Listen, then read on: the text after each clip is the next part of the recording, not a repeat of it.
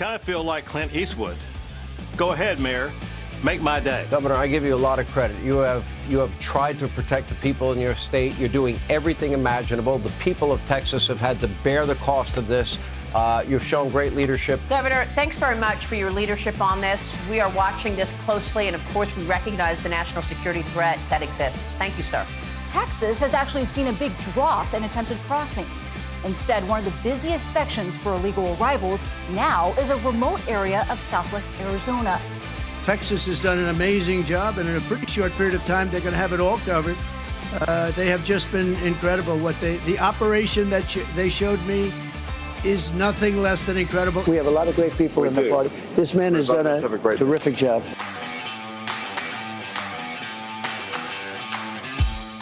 What Governor Abbott has done in his total reckless disregard for using people as pawns, he has shifted and it just wants to create chaos. It's unfortunate that there is a governor in Texas, Governor Abbott, who has politicized this issue of what's happening on the border. And it's not making people's lives safer. We have one governor in the state of Texas who is refusing to cooperate.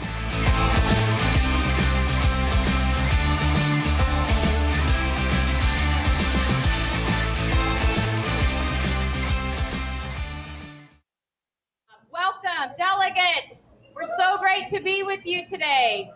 A special shout out to the delegates from Rockwall County and Collin County. Hey, guess what, y'all? The Texas House, as you knew it, is over. And that is because conservative fighters like Governor Greg Abbott are delivering people who are going to fight for your values. So we need everyone to get out and vote so we can finish this runoff strong.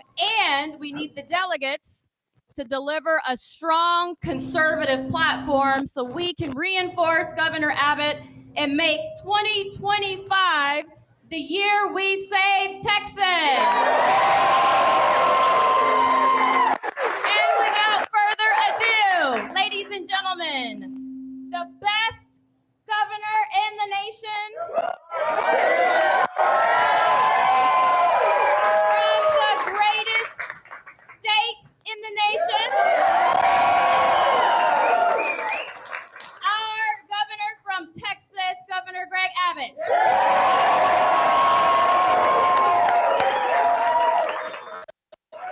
Well, thank you to Katrina Pearson.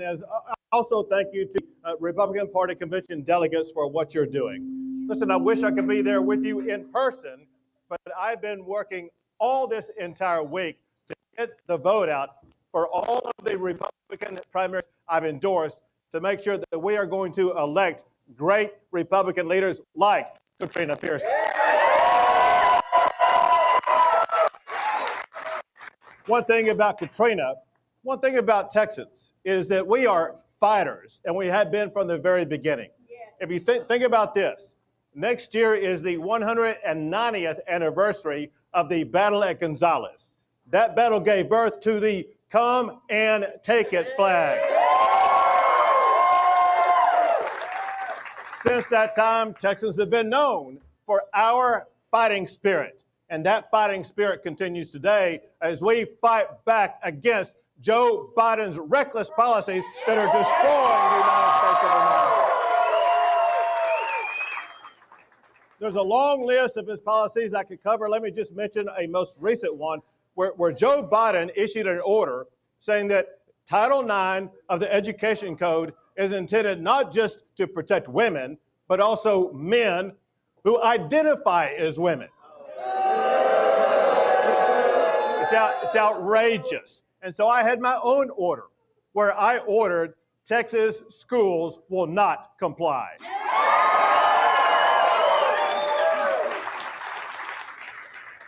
And that follows on what I did last year when I signed a law saying no men in women's sports in the state of Texas.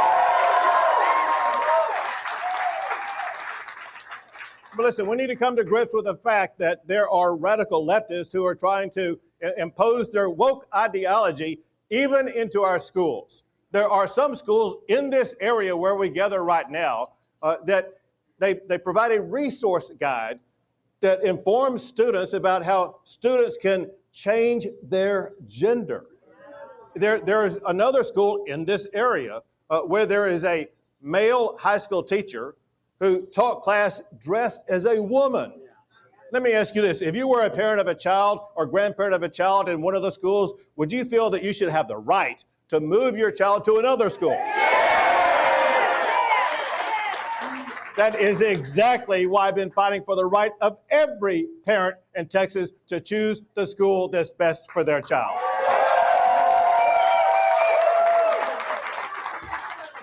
It's also why I've been campaigning not just this week, but this entire year to elect Republican representatives who will fight for school choice, vote for school choice, vote to secure our border, and vote to cut your property taxes. That's why I've been fighting to help elect Katrina Pearson to the Texas House of Representatives.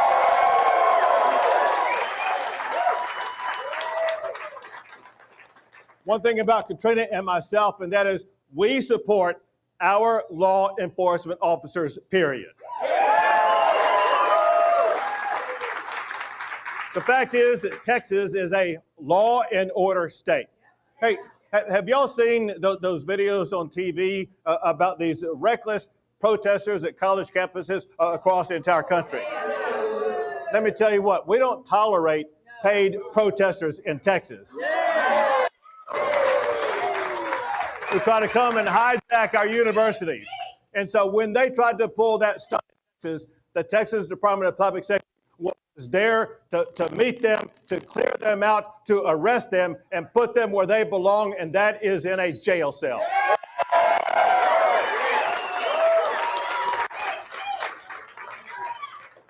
Another thing that we don't tolerate in Texas, and that is Joe Biden's open border policies.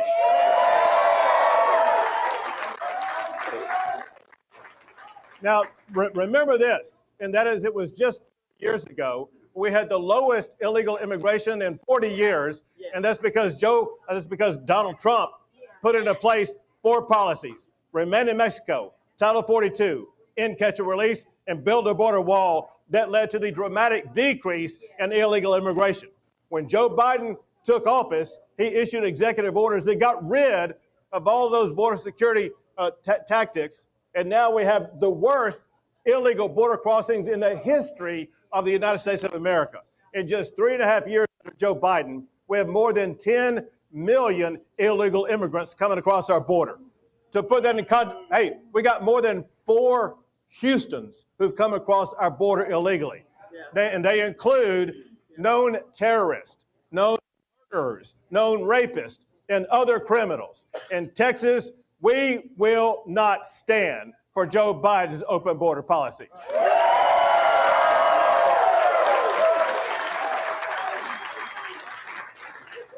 To make matters worse, when Joe Biden saw what Texas was doing to defend our border, he tried to stop us from what we were doing. And you know how we responded? We said, come and take it.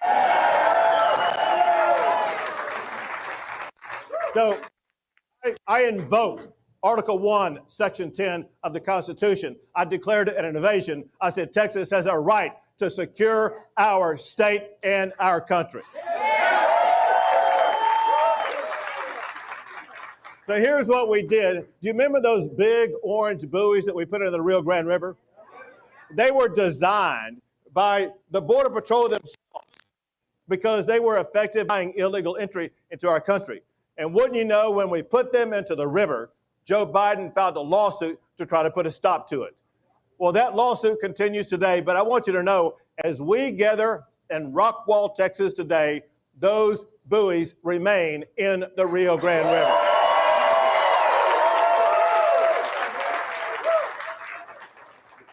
And you remember when Joe Biden ordered that razor wire that was put up by the National Guard to be cut. When that happened, I ordered the Texas National Guard I want you to triple down on the amount of razor wire you put on the border. Also, Texas is the only state in the history of America to build our own border wall. It's the exact same wall that Donald Trump put up. And know this, when you look at the number of miles that we've already put up and the number of miles under construction right now, Texas is building more of the Trump border wall in Texas than Trump built in the state of Texas. And our National Guard, they're doing a tremendous job. There are thousands of National Guard on the border as we speak right now, and they are putting down hundreds of miles of razor wire border barrier and anti-climb barrier to make it impossible to get across the border illegally.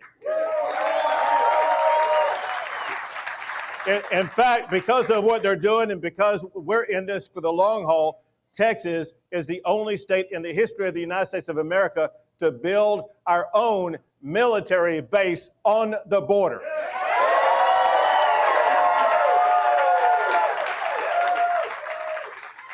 Watch the news next week because the camp opens up next week. The first soldiers will be moving in next week, and we are going to have a perpetual presence to secure our border.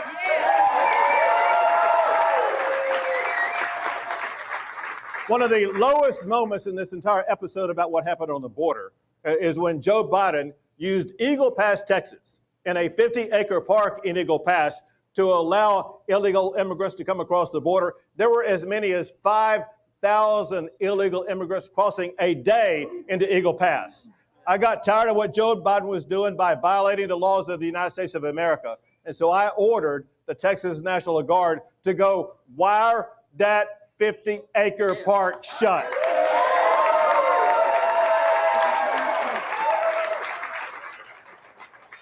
So here's what has happened. No longer do we have thousands of people crossing the border a day at that location. Instead, today we have an average of just 3 people crossing the border in that location.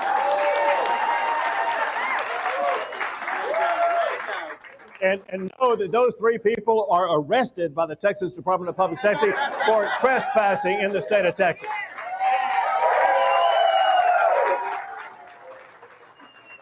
Well, listen, unless and until Joe Biden does his job and finally starts securing the border, I will continue busing those illegal immigrants to sanctuary cities across the United States of America.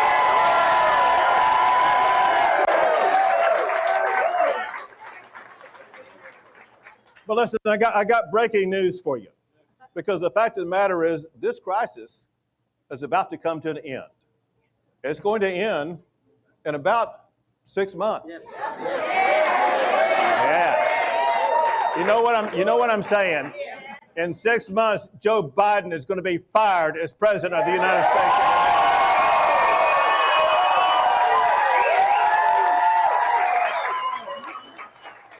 And we are going to rehire Donald Trump to be president of the great United States of America.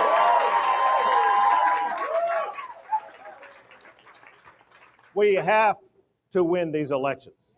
From the White House to the State House. We need people who are going to fight for you, fight for your values, and keep Texas and the United States of America even better. And that's why we are going to elect Katrina Pearson to be your next state representative.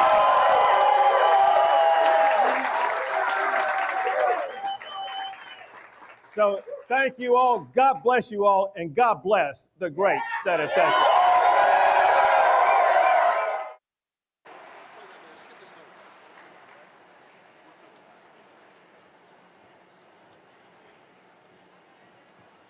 Thank you. This is your 5-minute warning. It is 9:21. At 9:26, we will bar the doors and prevent further entry. So if you're currently here, do not leave. If you know someone outside, please tell them to come in. 5 minutes. If you are missing, so 5 minutes, 9:26. If you are missing any items from your section, the cleaning crew came through and it would be in the back. So go to the back if you left something at your seat and it's not currently there.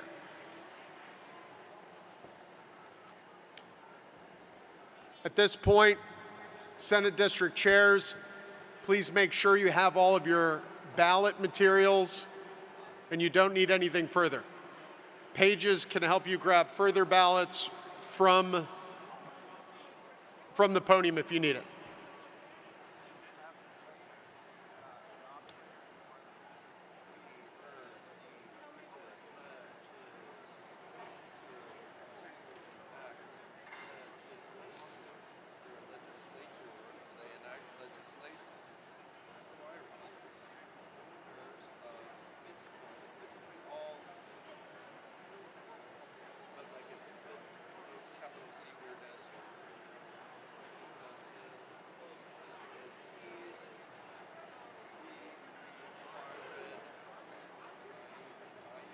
I don't trust myself. I'm like 10.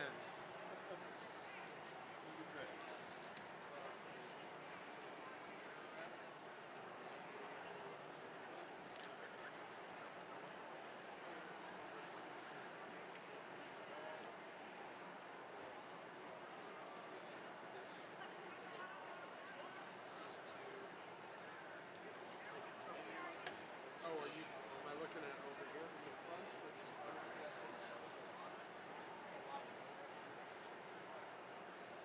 Okay, thanks. I'm sorry.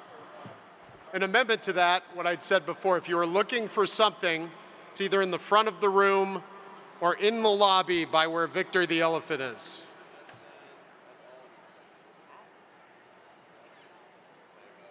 But hurry up. Yeah.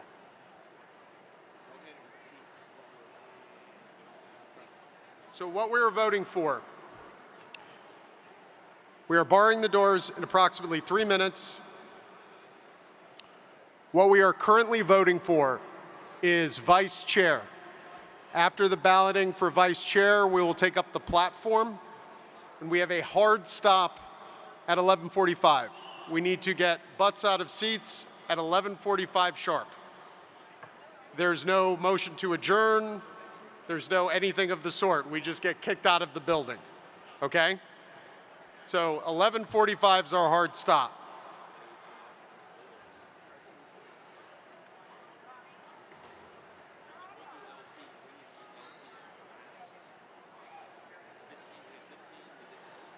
Also, we will be reconvening tomorrow in congressional districts.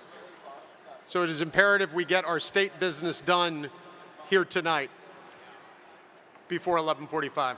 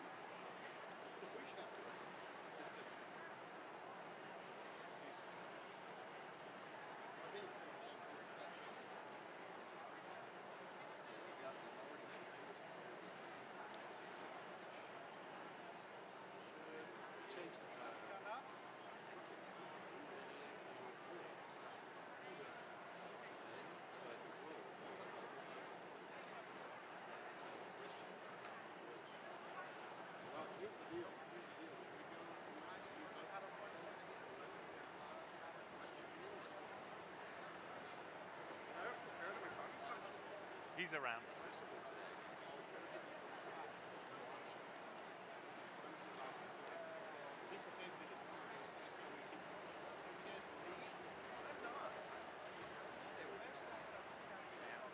This is your 1 minute warning. 1 minute warning to come in the room before we close the doors.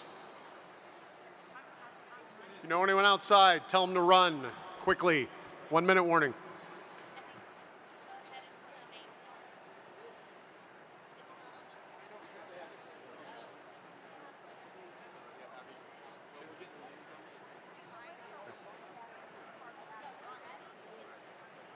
You got it?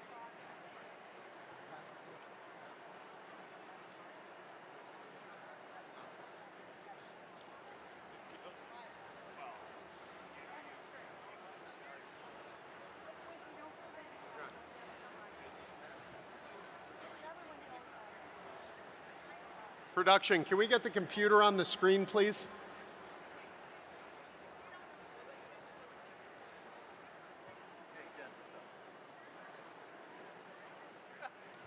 Okay, we're ready.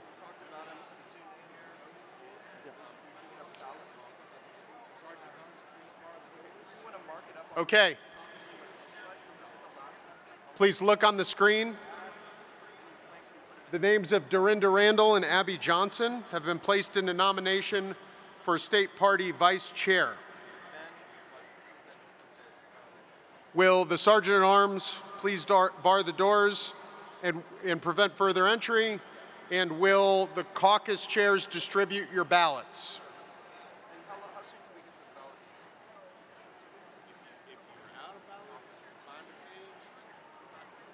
If you are out of ballots, find a page, and they will get you more ballots.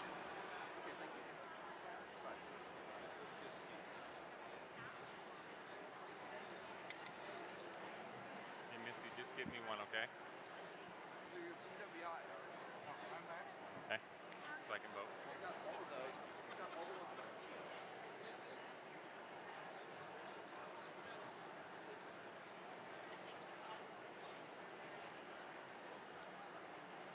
Wow, that was fast, Micah. I just talked to Jen. I did too. In a tux. He ran in a tux. Micah, I'm getting you all sweaty in a tux having run here. Thank you. It's some sunscreen. I wouldn't mind if it was like tanning lights. It's just get some. So it's hot. We should have come back out in Hawaiian shirts. I mean, it's your weird though. I'm so tired, man. You've already said goodbye. Hawaiian shirts are over.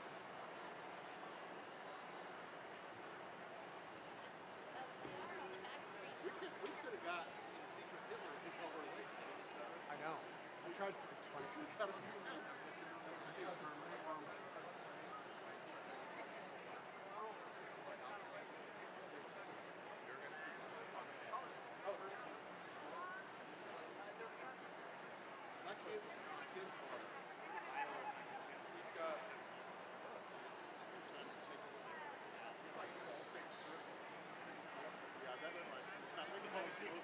I didn't look and see how racist it was.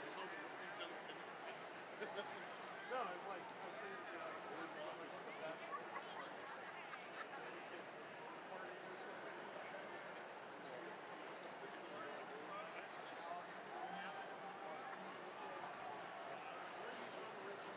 Connecticut.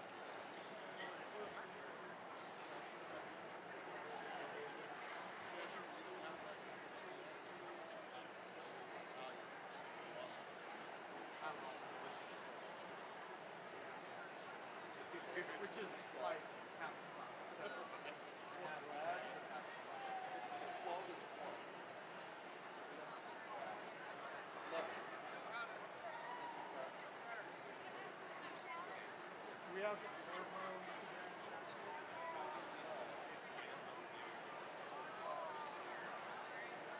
I'm already in line. Where?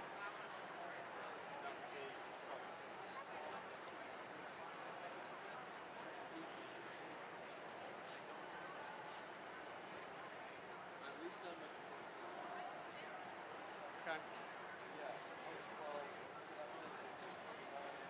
Oh, so it's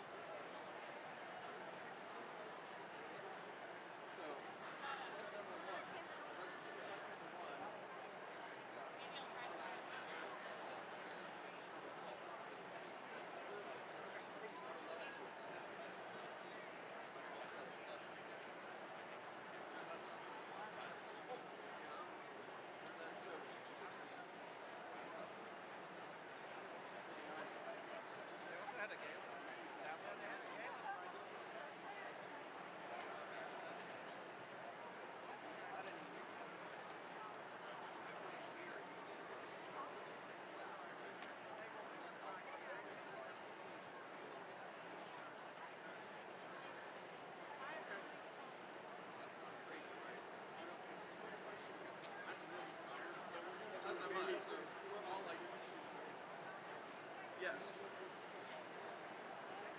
it may be crazy. Just to reiterate. Yeah. But we're all on the same page as the craziness of it. I don't know. Maybe. For some reason, my mind. By the way, I'm not coming here. Where we have to show them, right? Just give the space.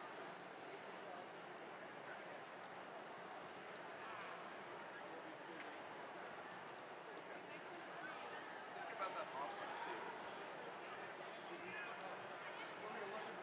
Like I'm doing something? What?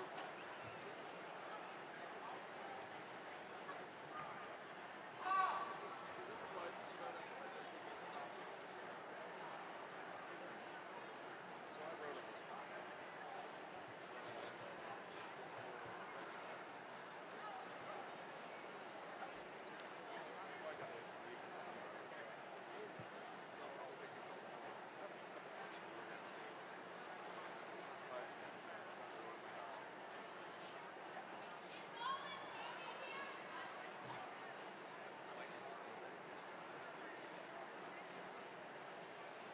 Okay. Attitude towards brand. Oh. Oh, no, solved. It's we, right? We direct. We direct, right?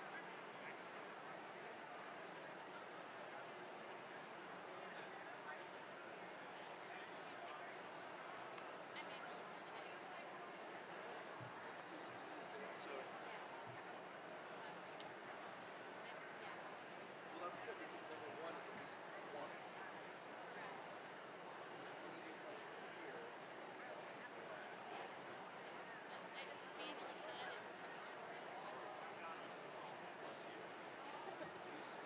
Hey, David.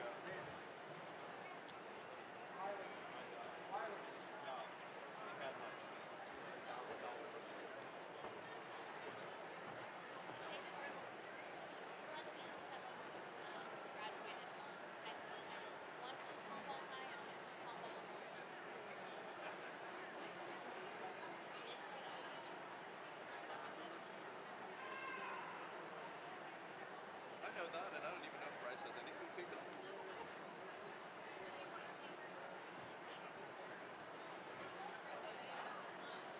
So I should go ahead and do honor leave. So redirect.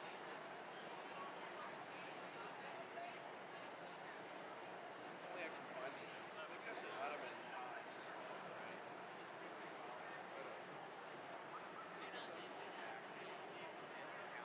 But like at least I've got him in line. Oh no, I wasn't talking about that. I was talking about Priority selection or that.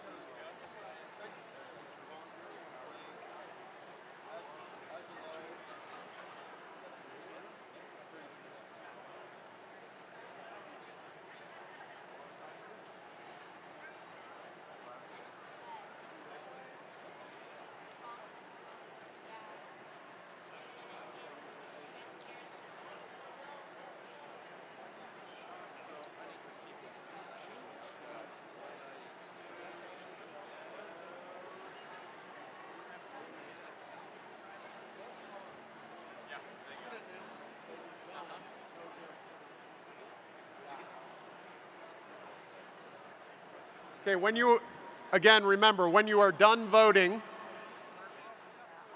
and you get your tallies, go over to mics 1 and 2 and turn on the light when the first person gets there who's done with their tallies.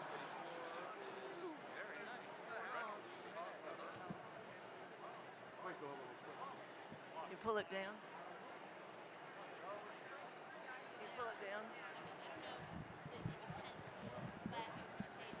Oh, too low. Oh, okay.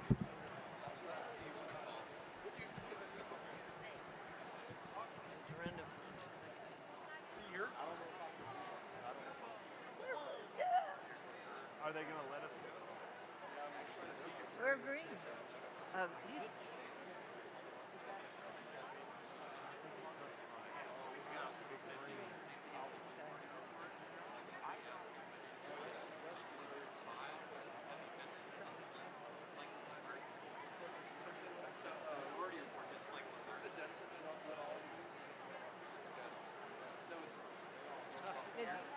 That's how tired it is.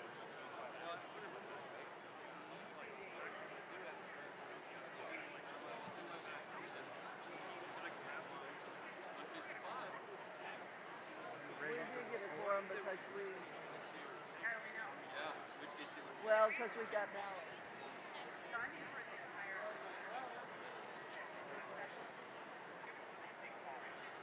Is that a point of information, or is that just you got people in line? We're ready to report. Okay, perfect. Thank you. Right. That's a bad question. Right. Should it be stricken?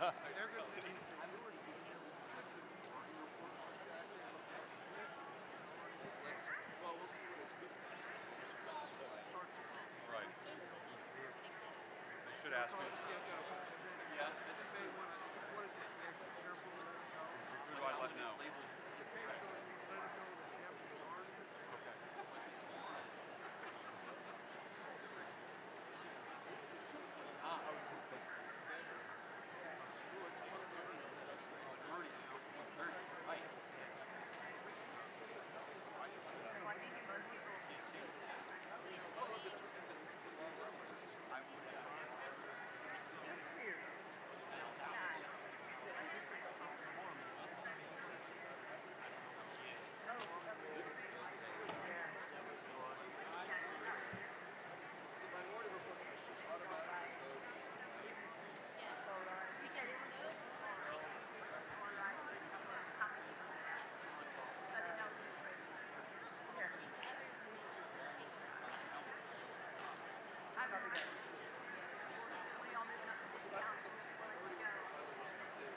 I don't know.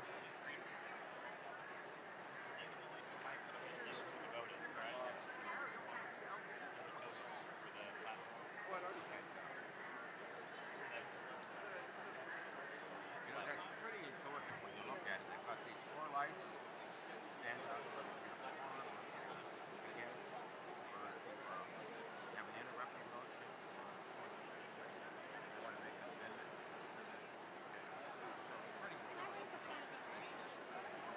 Let's find out how we determine if there's going to be a quorum. But they're waiting. Is there any SD which still has outstanding ballots who has not collected their ballots yet? Just yell out. We all speak English. Okay. First, why would be Oh green? yeah, I guess that's weird. Yeah. Huh. Yeah. It's green right now, but it goes up at Y. Because English is hard.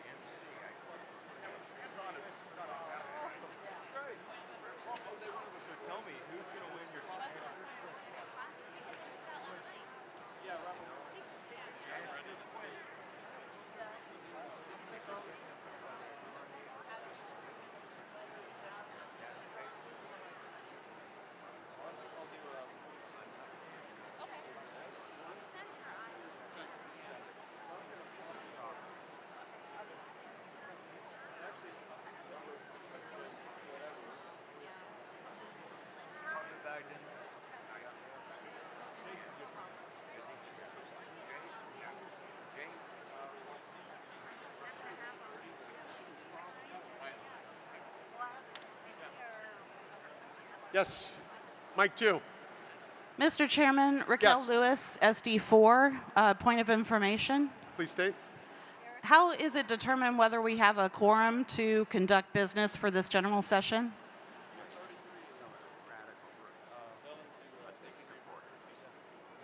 Read Rule 13. It's the General Rule 13. Okay, thank you. Thank you. Is there any SD caucus that still has ballots outstanding? Not that is still counting, I know that. That is still outstanding. Yell. Back there?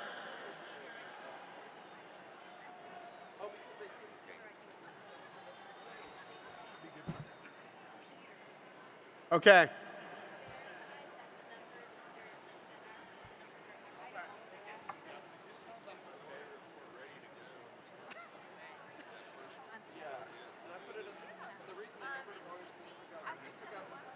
Huh?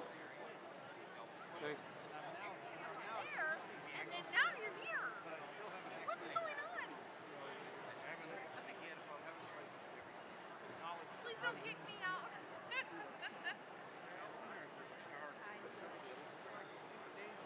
Back there, the SD caucus that's still voting. When you are done and hand in your ballots, can you have someone come down and let us know right at this mic over here that we can start reporting?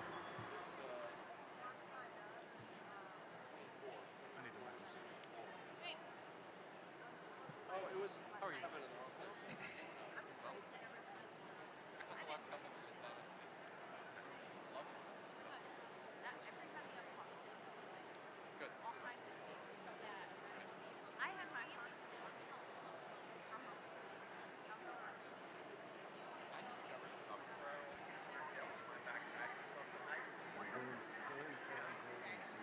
I'm like, come back.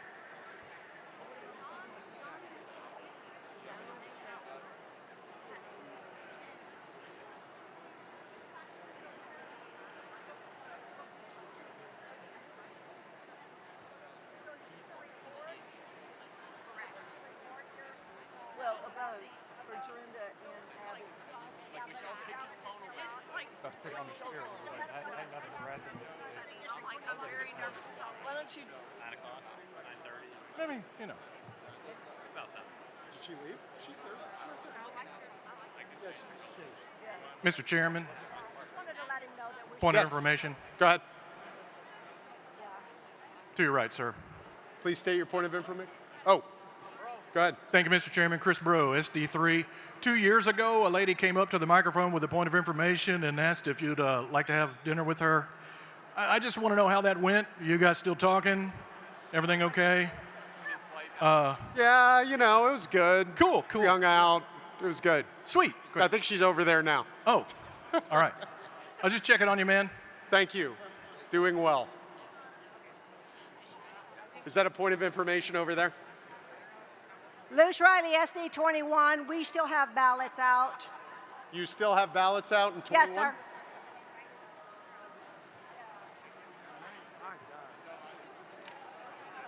Are you recording your numbers?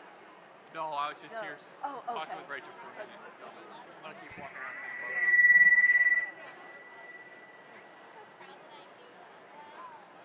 I'll explain.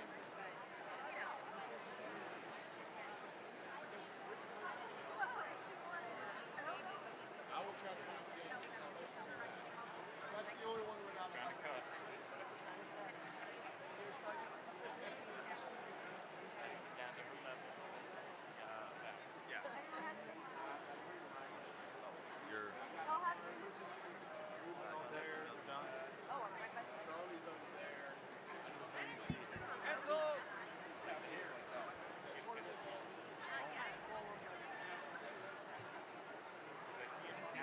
Mike 3.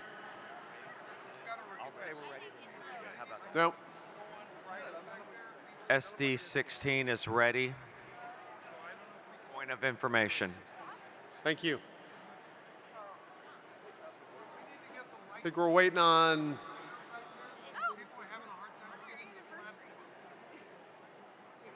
SD 21. When SD 21 has handed in all their ballots, please come up to the mic. Yes. SD 21 is ready. Okay. Everyone has handed in all their ballots. Good. Secretary. Point of privilege. Yes. We're having problems reading the platform back there because the lights are too low. Can you turn the lights up? We will do our best. Thank you. Fix it. Thank you. All right, Mr. Secretary. Yes. Point of information to make sure that was heard. SD 16 is ready. Thank you. We got it. We're going to get started.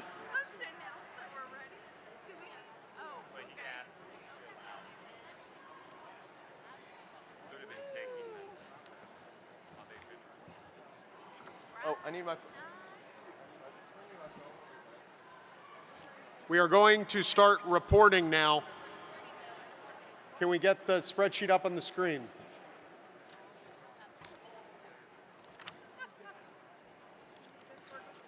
Thank you.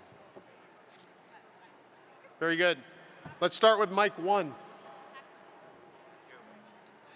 Mr. Chairman, SD9 for Randall reports 205.24, and for Johnson reports 124.76.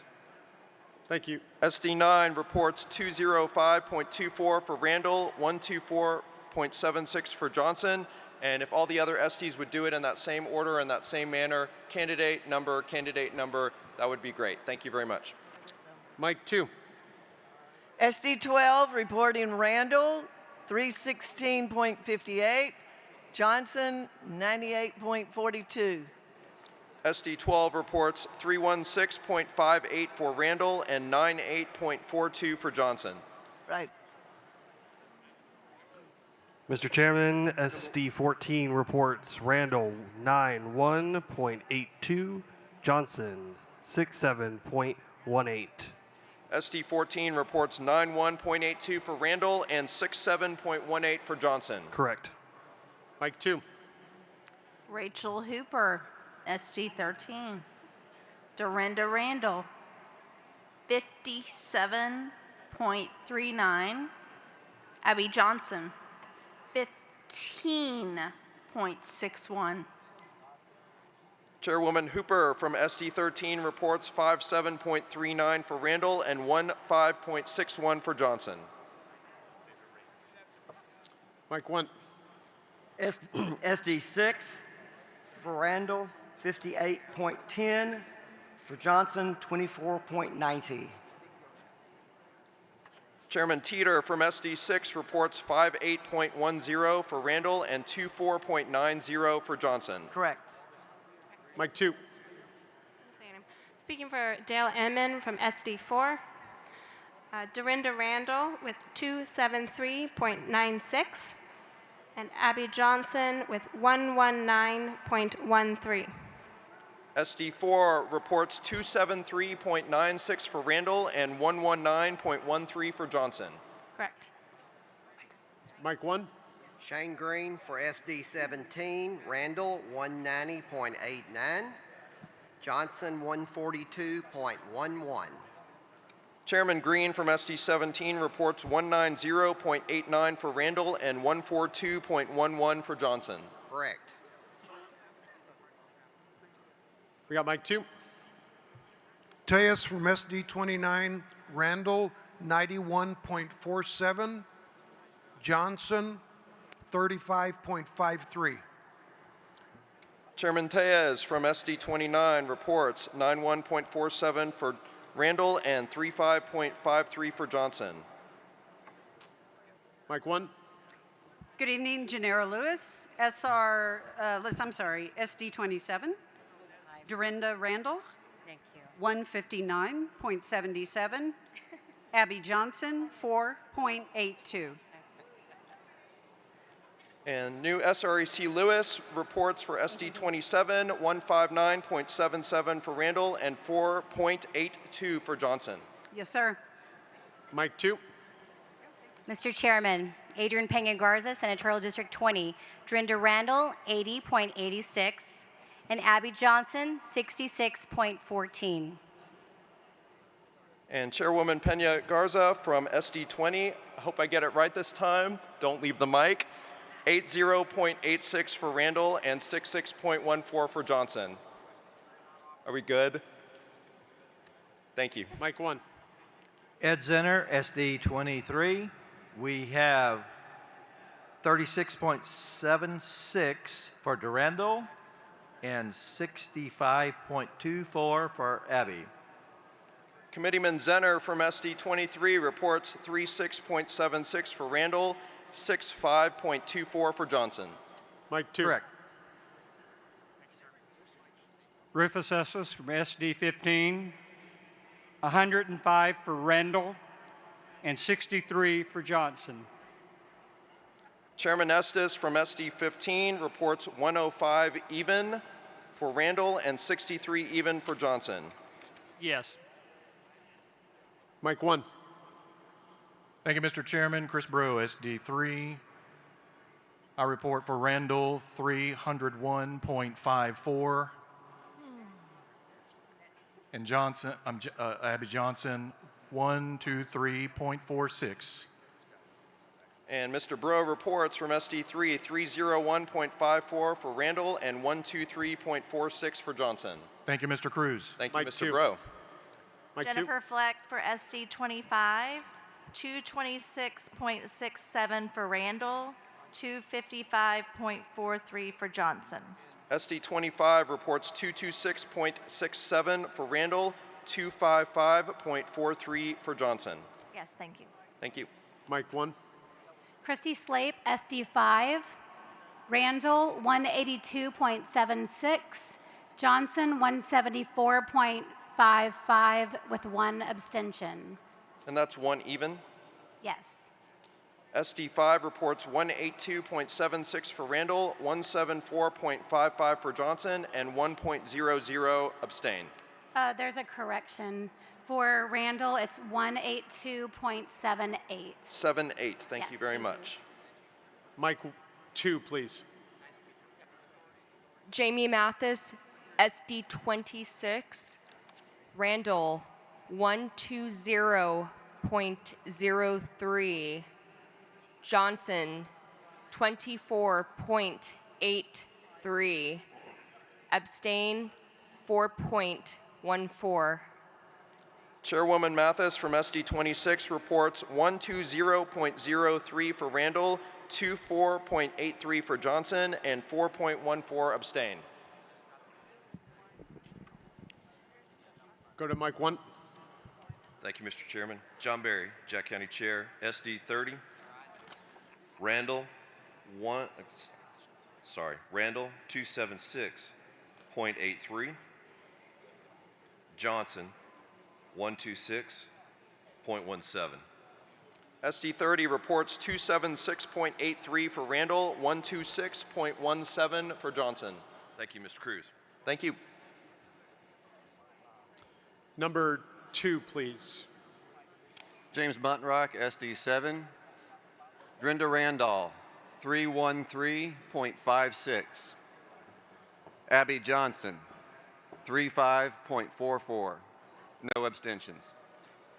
Chairman Buntrock from SD7 reports 313.56 for Randall, 35.44 for Johnson. Correct. Mike 1, please. Robert Bennett, SD2 Chair. Randall, 300.13. Johnson, 41.87. SD2 reports 300.13 for Randall, 41.87 for Johnson. And is that 300 even, 0.13? Yes, sir. Thank you. Mike 2. Rebecca Broughton reporting for Senate District 19. I have Deidre. Abby Johnson, I'm sorry, is 57.30. Dorinda Randall is 118.70. SD19 reports 118.70 for Randall, 57.30 for Johnson. Mike 1. I'm making a correction. Robert Bennett, SD2. It is 300.13 for Randall, not 300.3. Thank you. Yes. 300.13. Okay. Now we'll go to 1.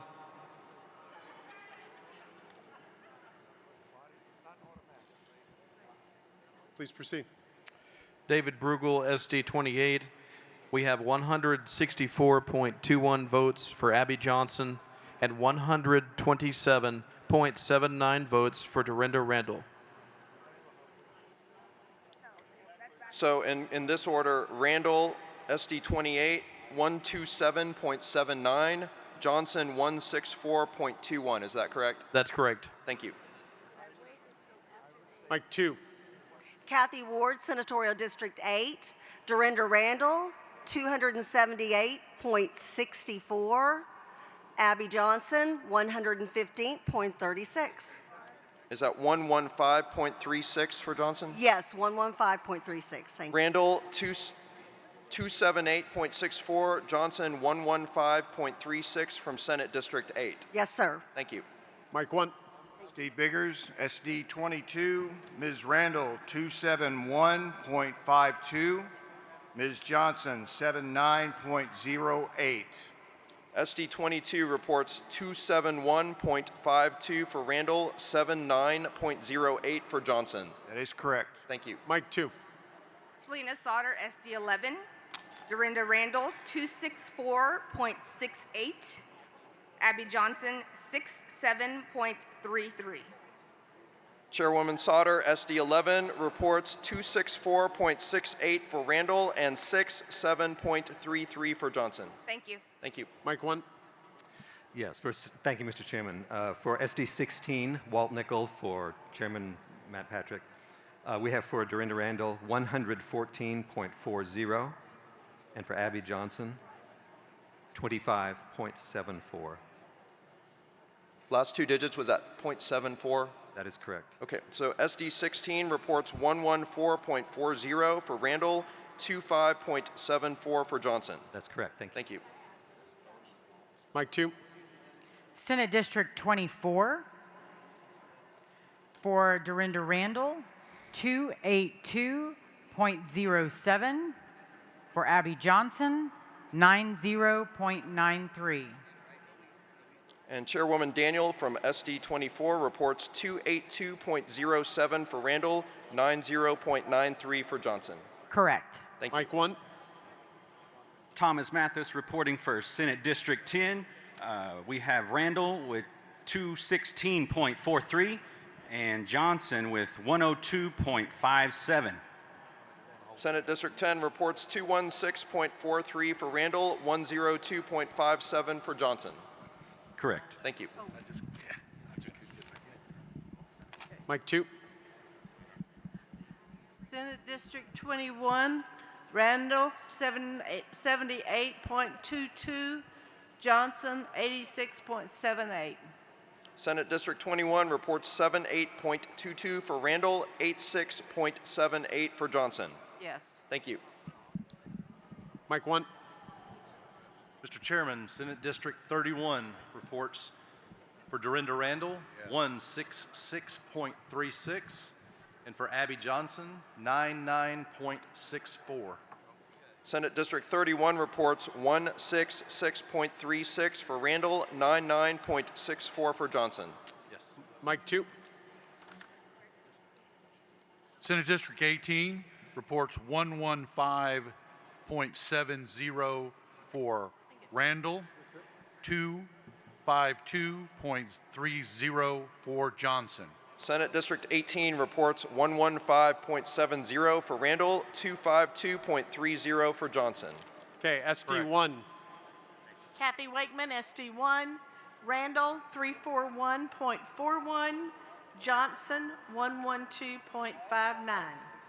Senate District 1 reports 341.41 for Randall, 112.59 for Johnson.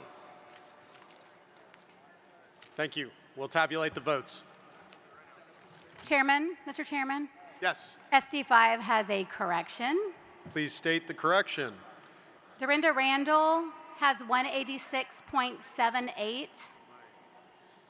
Abby Johnson, 182.55. And abstentions, 2.67. Thank you. SD5, correction, Randall, 186.78.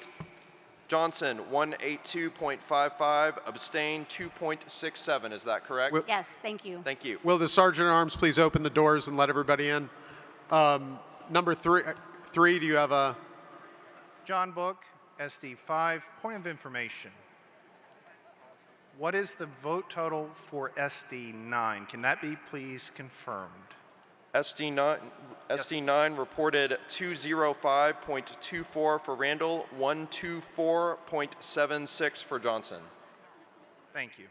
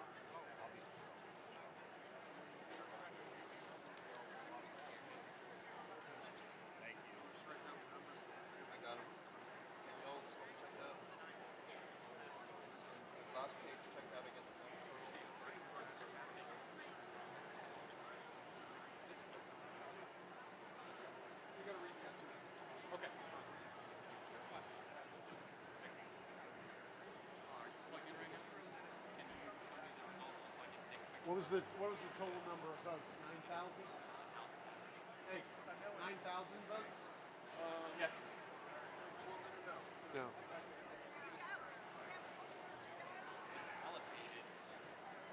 Actually, just give me up. 86, 46, 53. Got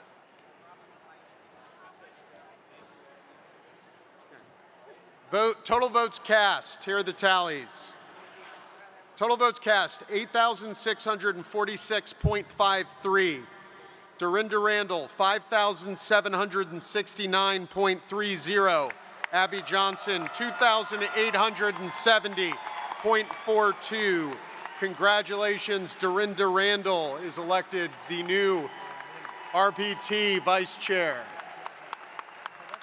Now we're going to go to Mrs. Wright for the report relating to the State Republican Executive Committee nominations. Mr. Chairman, State Nominations Committee report, State Nominations Committee met.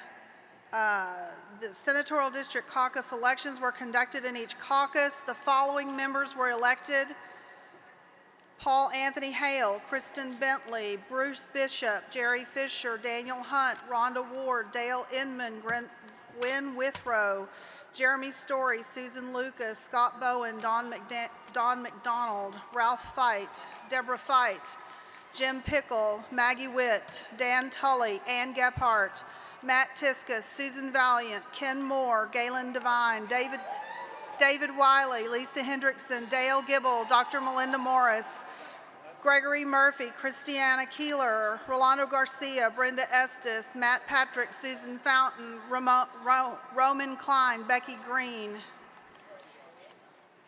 Saki Joseph, Cheryl Thompson Draper, Walter West, Kelly Perry, Chuck Burnett, Melissa Nurr, Randy Perham, Tony Trevino, John Kerr, Leslie Thomas, Ed Zinner, Elaine Cook, Andy Eller, Mary Jane Avery, Michael Wheeler, Lucy Traynor, Kiko Conseco, Karen Marshall, Royce Albrecht, Janeria Lewis, Steve Evans, Jane Cancino, Adolfo Tejas, Robin Cooper, Patrick Wamhoff, Rachel Horton, Brandon Hodges, Tisha Crow. Mr. Chairman, that concludes the State Nominations Committee report. Not yet. I got one thing before that. Okay. Thank you, Mrs. Wright. Under our rules, this report is not amendable.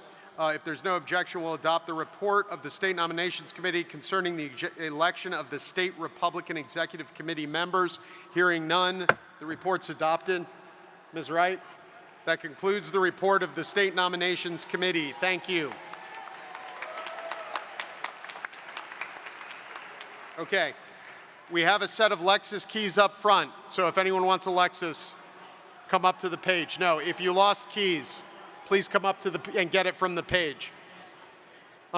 Next is the business of the consideration of the Republican Party of Texas Platform Committee. Pursuant to the convention rules, this report will be given as 10 partial reports, and we will debate and amend each partial report for up to 12 minutes. Of course, again, we have a hard stop at 11:45. Delegates will have the opportunity to offer amendments for items in that section. Upon the conclusion of time on that section, we'll move on to the next section. After we've completed debate on this report and the on this report, those items as amended will be submitted to you for plank-by-plank voting. Under Supplemental Rule 7, total debate is limited to 120 minutes. However, due to facilities limitations, we are limited to 11:45 at the latest. Mr. Patrick, if you can go through this very quickly, first part, so we can get to it. Yeah, hold on. Mr. Patrick. Do you want me to do it before he lays it out? No, sir. Yeah. Okay. Why don't you lay it out, and then if there's no objection, we have to take up the minority reports. So if there's no objection, we'll change the order so that he'll lay it out. We'll take the two minority reports up front, and then we will proceed to the rest of the platform. Hearing no objection, that's the order. Matt, can you lay this out quickly? Matt. Matt, let's go.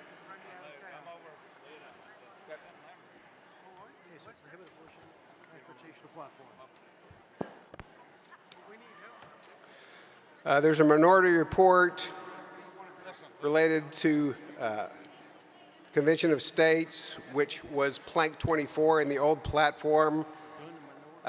This plank was removed by the committee in the committee work, and it was restored to the platform in our temporary committee, and then it was removed again in the permanent committee. We have a minority report from the members that voted to keep the plank in the platform.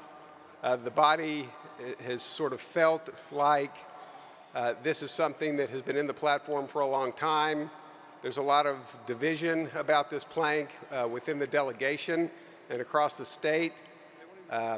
There's already existing law on the books that the Texas legislature has passed that has got an expiration date coming up next year, which is why I think the Convention of States people were pushing to keep it in and pushing to modify it so that it wouldn't expire or so that it had additional term. And the committee of the whole decided that it's so divisive and it splits our party so much that the best thing to do, since there is so much division around this issue, is to remove it from the platform. Thank you. Okay.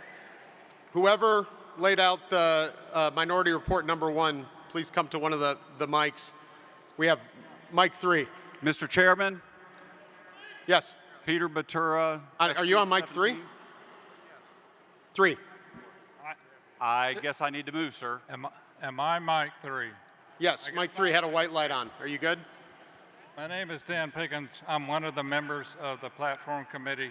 I would like to have Steve Callis, he's over to describe the reasons why we would like to leave it in. He's over at mic 4, I think. Yes, sir. Who laid out the minority report? Was that Stephen? He did. Peter Batura. Or Peter laid out the minority report? I'm going to speak to it and introduce it, sir. Thank you. Please proceed. The fear of a runaway convention seems to be the underpinning of opposition to Article 5. The issue being the risk of a complete rewriting of the Constitution by nefarious individuals and forces to subvert our freedoms and liberties. This is an intentional misrepresentation of the plain language of Article 5. It outlines two methods of proposal for amendments to the Constitution, as well as two methods for ratification. Although the agenda and rules for the convention are not defined, it is expected that our long-standing deliberative tradition would prevail, and thus the runaway fear is reasonably mitigated. Article 5 is plain. The Congress, whenever 2/3 of both houses shall deem it necessary, shall propose amendments to the Constitution, or on the application of the legislatures of 2/3 of the several states, shall call a convention for proposing amendments, which in either case shall be valid to all intents and purposes as part of this Constitution when ratified by the legislatures of 3/4 of the several states or by conventions in 3/4 thereof, as the one or the other mode of ratification may be proposed by the Congress. It's plain. I yield. Thank you. By the way, we're going to take, before I take mic one, I just want to say thank you all for coming back. You guys are amazing patriots to come back 9 o'clock at night. I mean, look how full this room is right now to do business. Amazing. Thank you. Mic one. John Van I'm sorry. I got to go against. Let me go mic two, and then I'll come right back to mic one. Mr. Chairman, Peyton Hinge, SD 12. I rise to speak in opposition to this. I look at, as people have to understand how this is actually going to work. Imagine if the past legislature had picked two of the people, which they would do, to go to one of these things. You can't find anybody right now who wants to reduce spending, who wants to address term limits. So you'd send them up there to do what? And so to remove the expiration and just extend this endlessly, you have no idea who might be going up to Washington or wherever to do something. And you couldn't count on what it's going to come back. And I have seen too many times where these groups, once you charter them, they can do anything, they pick up anything they want. And I think this is a constitutional suicide. Thank you, sir. Thank you. Mike 1, 4. John Van Compernel, SD1. Does anybody in this room believe that the federal government is not reaching to places it should not? Does anybody in this room believe that Texas is not sovereign? If you believe those two things, we should be trying as Texas to use every available resource, whether that's resisting every overreach of the federal government, calling for a convention of states, or whatever else we can do to resist and restrict the power of the federal government. I have an 8-year-old who is afraid of the dark. One of the things you've heard is that we're scared to death what might happen. Are we afraid of the dark like an 8-year-old? I suggest that Texans never are afraid of the dark. Vote to restore this, and let's get rid of the federal government. Take Washington out of Texas. Thank you. Mike 4. Mr. Chairman, just Stephen Callis, SD8, just a point of information. I was on the platform committee. I was present when we switched this both ways. I promised my SD that they would get an up-down vote on this, which is why I signed the minority report. This isn't a point of information. The question is, can we have a stand and divide vote when it's finally done with debate? You can call for division when we do a vote. Mike 3. Against.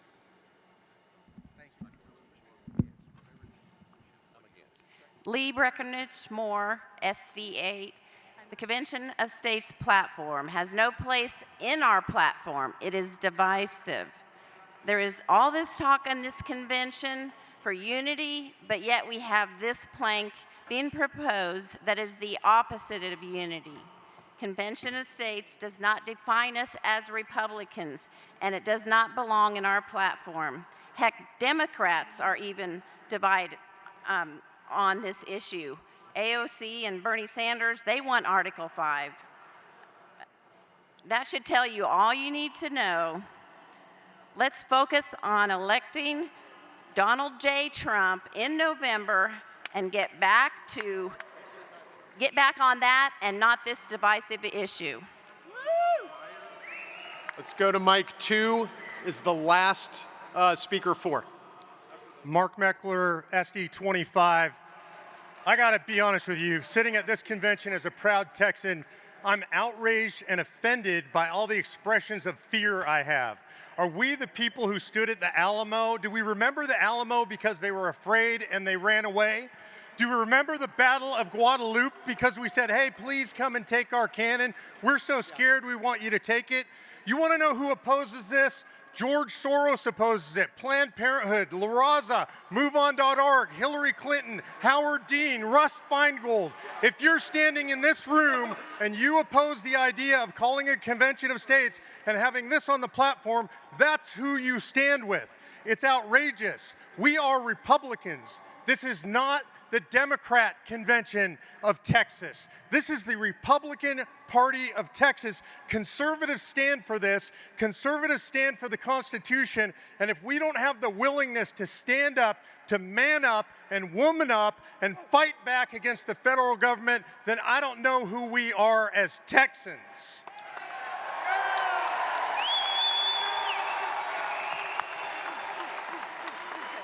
Mic 1 is the last speaker against. Well, I'm a Texan. I got a spare magazine. I got a spare tire because I try to look ahead and see what might go wrong. And let me ask you something.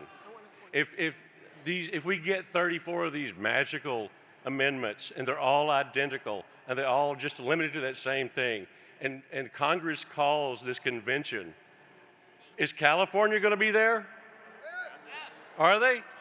Is it going to work out good with California there already wanting a convention of states to get rid of the Second Amendment? It literally says a convention for proposing amendments. Do you think California is going to want to propose a few amendments? Do you think New York might want to propose a few amendments? We got a lot of tools in our belt, and I think this one might be the most dangerous one we have. Let's do something that gives power to the people now instead of something divisive off in the future. Name an SD, sir. Steve Oglesby, SD1. Point of order, please. Are we on 1? Go ahead. I believe there was one more that spoke for it than against it. I'd like a count, please. There was 3 to 3. Are you sure? Yes, including the person who laid it out. Okay. Thank you. We're moving on to vote now on Minority Report number 1. The vote will be whether to accept Minority Report number 1. So a yes vote would restore plank on the Article 5 Convention of States into the platform, and a no vote would leave it out of the platform. Yes, on 4. Mike 4. Mr. Chairman, would now be the appropriate time to make a wait till we voice vote it, and then we'll do it, okay? Let's voice vote it first. All in favor of the minority report, please indicate by saying aye. Aye. All opposed? Now you can call division. I'll call a division. Thank you, Mr. Chairman. No problem. Would everyone in favor of restoring the minority report to the platform please stand up?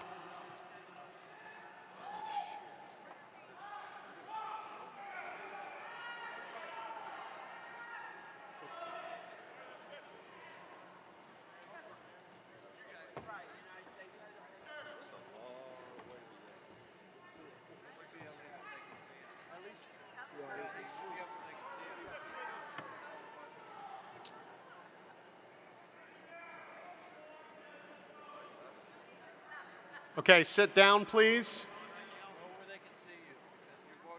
Will everyone stand up who is against restoring the plank?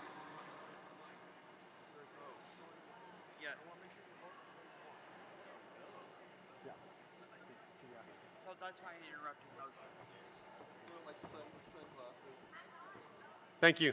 You can sit down. The ayes have it. The minority report is accepted.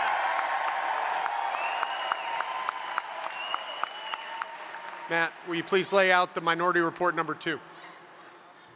Yes, Mr. Chairman, there is a second minority report that asks that we restore one sentence that was stricken from the plank on homosexuality.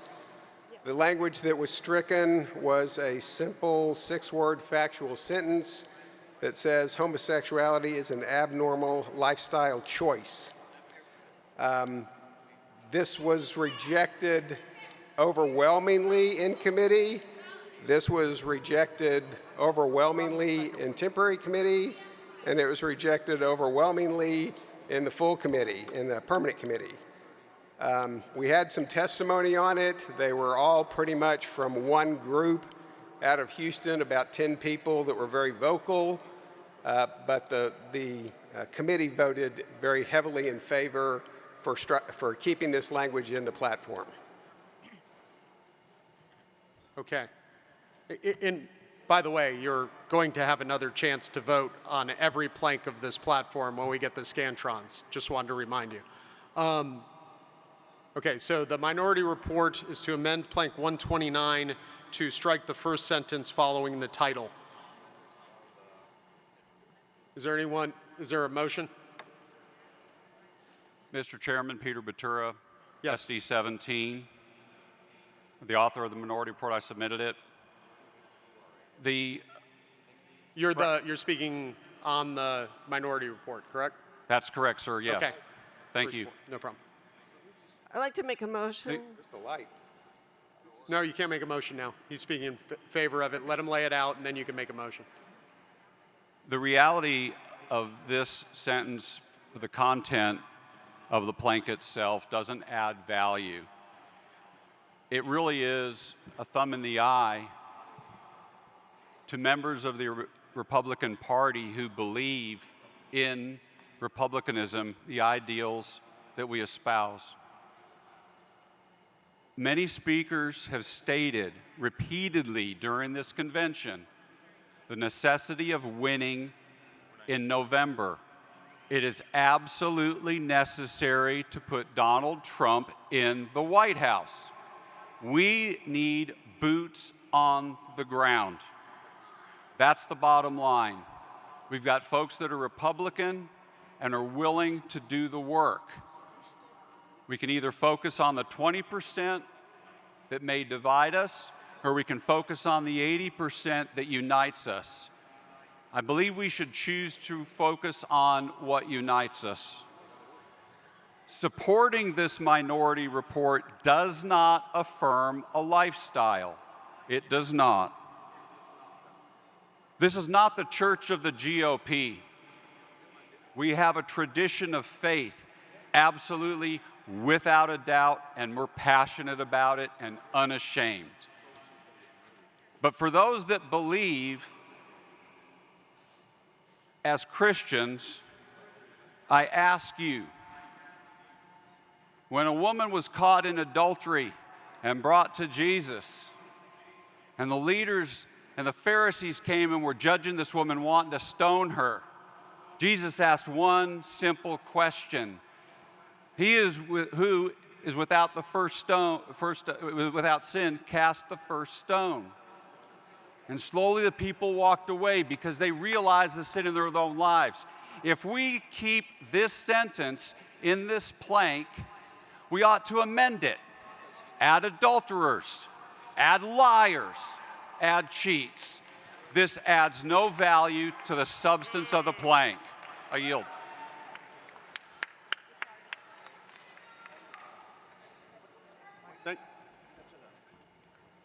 Thank you. Interrupting motion. On 2. Me. Oh, Tracy Shannon, SD4. I'd like to add an amendment to this language. Right after the words abnormal lifestyle choice, I'd like to add, and is contrary to the fundamental truths that have been ordained by God in the Bible. Ma'am. She's amending the language that was stricken. Okay. The parliamentarian hit the Hold wrong on. button. Oop, hold on one second. She's amending the language that was stricken. Add something to what we so it's not proper. Changes the intent.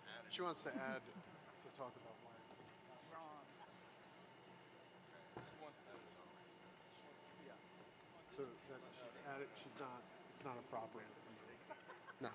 Get my shirt.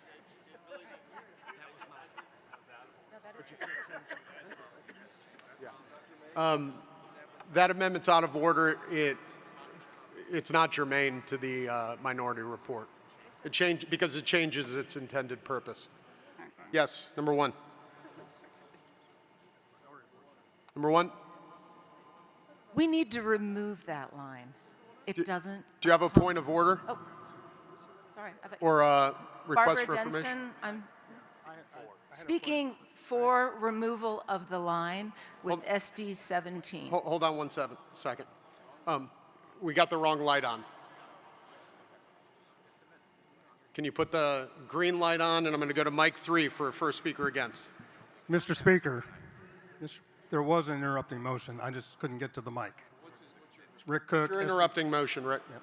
Rick Cook, SD 23. Yes. At least what I heard in the description of this minority report from the dais was that the minority report was trying to put the language back in. My reading is the language is in, so I wanted to express that misunderstanding, at least of mine, and ask if what we're trying to do is what I heard or what the minority report Are you asking to clarify what the minority report does? Correct. What the minority report would do is the language that's put up there is homosexuality is an abnormal lifestyle choice is currently in the platform. What this would do is strike that first sentence. Let's go to one against on mic 3. First speaker against. Barbara Denson, SD 17. Is that mic 3? Mic 3 back there. Look. Hey, good evening, everybody. Thanks for coming out. One thing I wanted to point out, I'm against, by the way. I'd encourage all of you to open the Bible app on your phones and go to 1 Corinthians chapter 6, Name an verse SD. 9. SD? Sorry?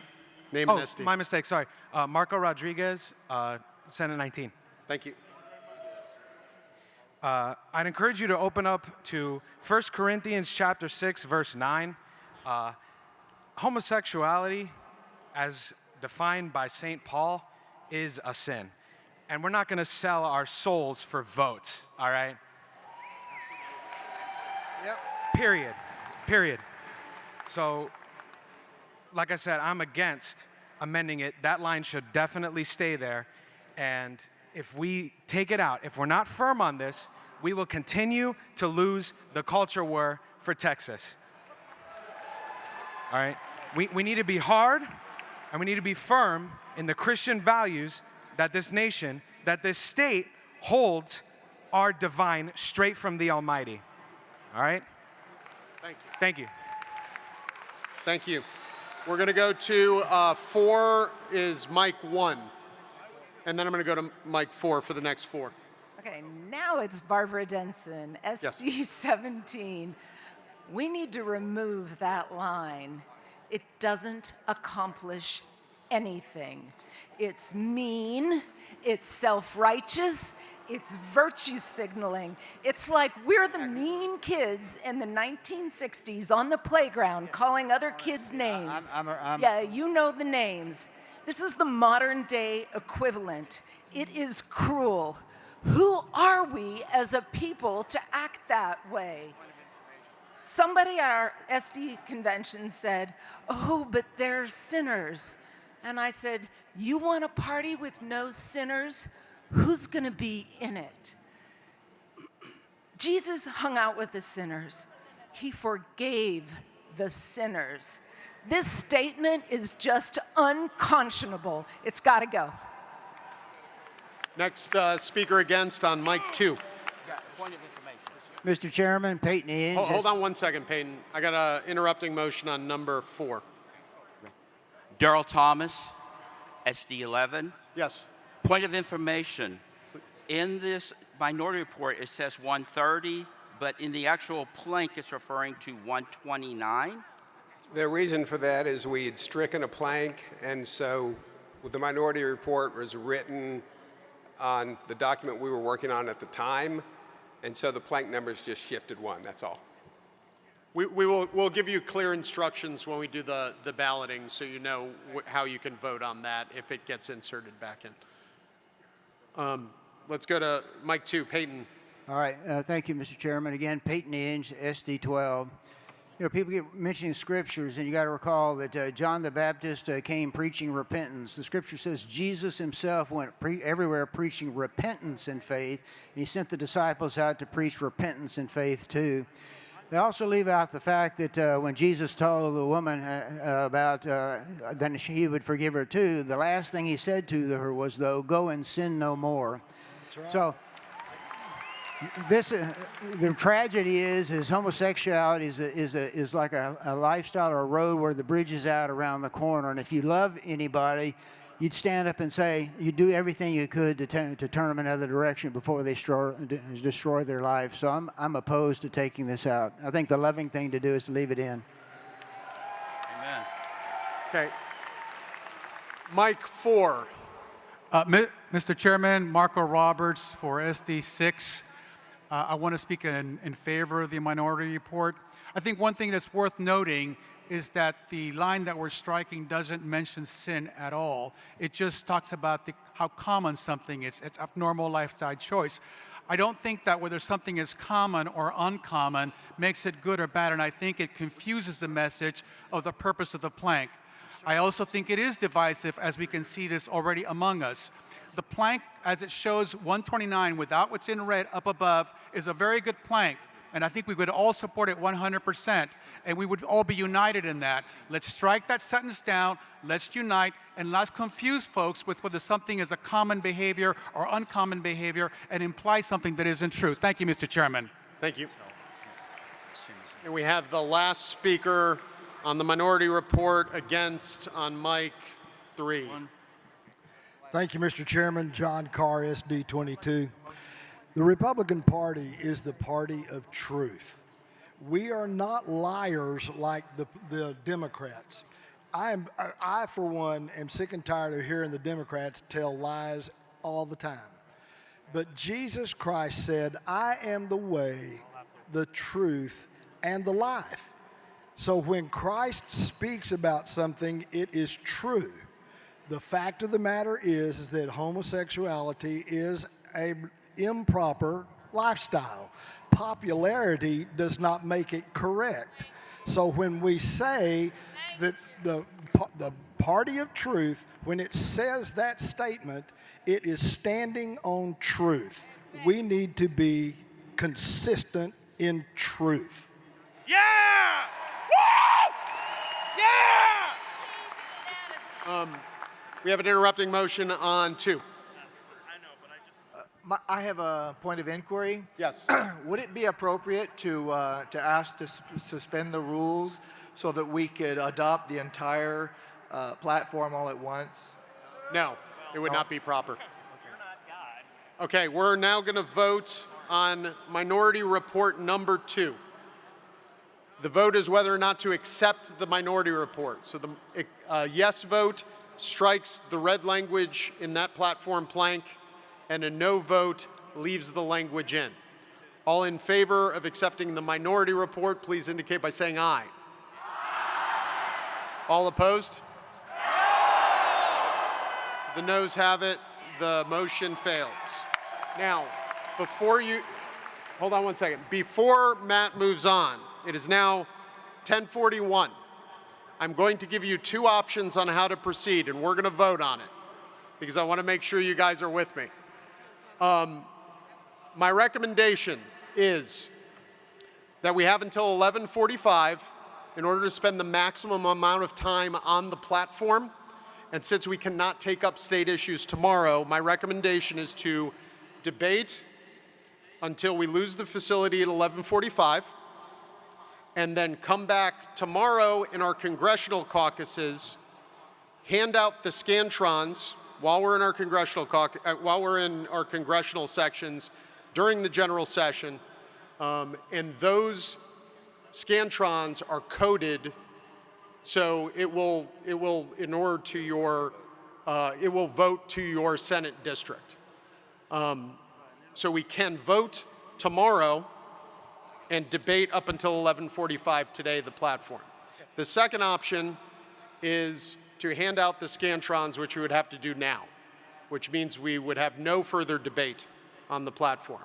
I do recommend one because we haven't even discussed the platform yet. All in favor of the chairman's recommendation of debating the platform until the drop-dead date of time of 11:45 and then voting on Scantron tomorrow, please say aye. Okay, all opposed? Okay, the ayes have it. We're going to go till 11:45. Matt, please continue. Thank you, Mr. Chairman.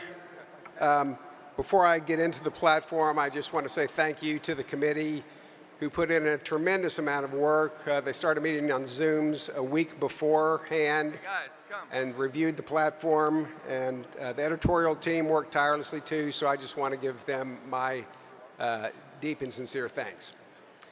The first section, we will divide the platform into 10 sections. The first section is the preamble and the principles. We made no changes to the preambles and principles. They are exactly the same as they were in the 22 document. So, Mr. Chairman, I move adoption of the preambles and principles. Okay. We have an interrupting motion on 4. My name is Rick Townsend, SD12. I was the chairman of the editing committee for the platform committee. I have multiple people around me. My interrupting motion has a question about, we made some clerical errors. I am falling on my sword admitting that and saying I'm taking responsibility. The question is, can we submit those en masse as a single correction, or do we have to do it section by section? We can, if it's a clerical error, the secretary can correct it after we're done and we're done voting, if it's non-substantive. It includes some deleted planks that need to be added back in. They would need to be voted on. No, we can't add stuff back in. We can do non-substantive clerical corrections that do not change the meaning. Just for the information of the body, we typically will work together as a team. We'll caucus afterwards, Rick, myself, and Virgil, and a few others, and do cleanup on the document. So that's a pretty normal thing for us to do. So will that include adding missing planks, though? No. No. Number 3. Okay. Point of information, John Lockridge, SD9. Would you, since we're not going to be doing the Scantron tonight, would you like us all to pass back in the stubby pencils that you gave so that they could be passed out tomorrow and people will have them available? This is a very good point of information. Yes, we absolutely want you to pass back in the stubby pencils. Thank you. Will the pages collect the pencils, please? That was the best point of information this whole convention. Thank you. Number 1. That's correct. All right, I will do it. He already hates me. Yes. Thank you, Mr. Chairman. My name's Jeff Murphy, Senate District 17. I have a point of inquiry. Order. I can't hear. It's too loud. Please, go ahead. Thank you, Mr. Chairman. My name is Jeff Murphy, Senate District 17. I have a point of inquiry about the new plank number 21. Is there a plain English explanation for how that We're not plank on that is supposed section to yet. work? Can you re-ask it when we're on that section? Sure. We're going to go to number 3. Point of information, Mr. Chairman? Yes. Thank you. Are the people allowed to vote tomorrow the only people that are here now, since everybody's leaving? No. No? It's not. It's anyone who's there tomorrow. Number 4. Mr. Chairman, Stephen Callis, SD8. I'm speaking on behalf of the majority of the platform committee. These are germane problems that need to be fixed. We would like to we'd like to appeal the rule of the chairman for consideration. What ruling are you appealing? The one where you said that we don't have time to deal with these changes. They're germane. They have to be dealt with. I didn't say we don't have invested hey, 20 plus hours, sir. Excuse me.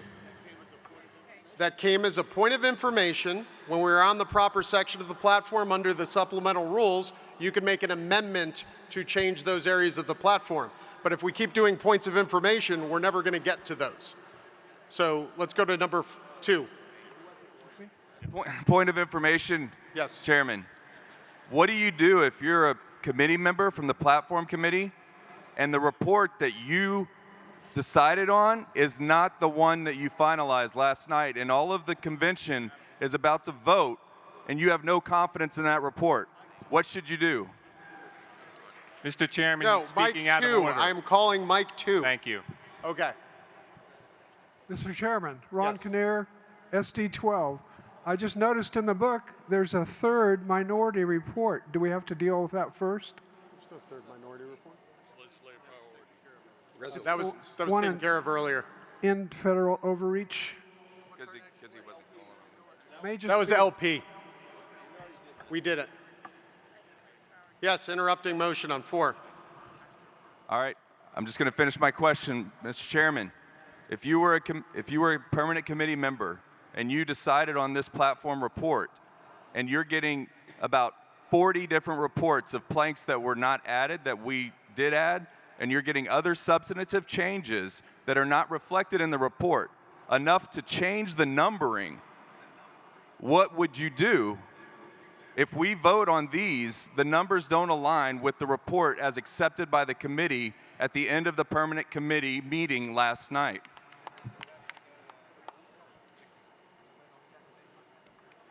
This document is the same live document that they voted on. They just closed it and sent it No, it's not. Yes, it is. The editor just here making the, I'm sorry. I was sitting with him. He was working on the live document that we voted on and approved with the entire committee and the permanent committee. He converted it to a PDF, and I sent it in, and that's what's printed in the document. It's not different than what you voted on. Okay. You guys are trying to rehash things that happened before and things that were different in previous versions, but this is the document that we voted on. I'm 100% certain of that. Committee says otherwise. Thank you. Let's go to Mike 1. We disagree. Thank you. Let's go to Mike 1. Hi, Mr. Chairman. This is Rachel Sykes, SD1, CD1, Gregg County, Texas. And I want to make a motion to amend a plank that I actually submitted. It's under the amendments to the United States Constitution. We're on the preamble. Do all of these lights have to do with the preamble and principles? No, this has to do. This is under the constitutional items. Okay. We're not on that section yet. Let's hold that. We got to do preamble and principles first. Are there any amendments to preamble and principles?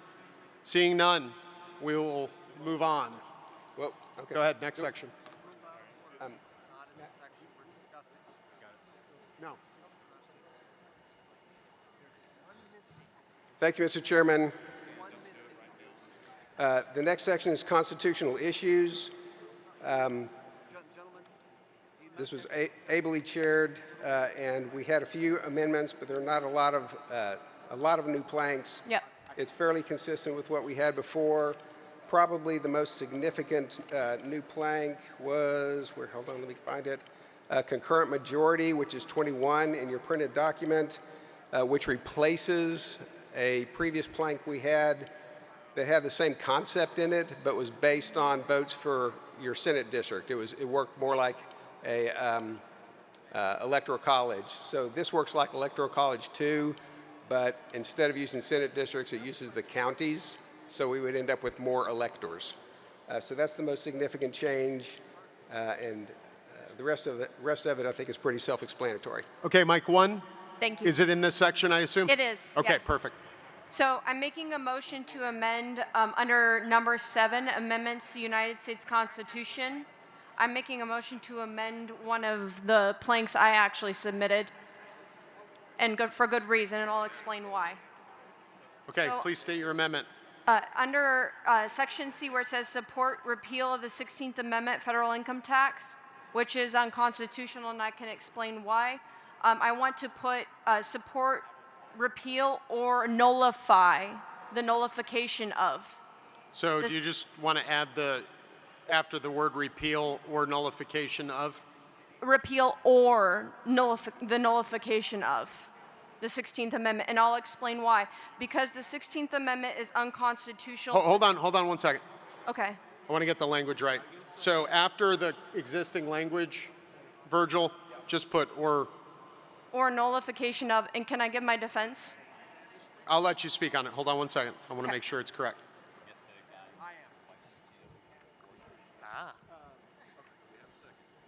Do we have a second? You second it. Is there a Somebody second? Second it. Okay. Hearing a second. Is that correct? Yes, that's correct. Okay. Please lay out your amendment. Okay, so the reason why is because under the 16th Amendment, it says the Congress shall have the power to lay and collect taxes on incomes from whatever source derived without apportion amongst several states and without regard to any census or enumeration. And it clearly states in Article 1, Section 9 of the U.S. Constitution, for the same reason that the Supreme Court in 1895 ruled federal income tax unconstitutional.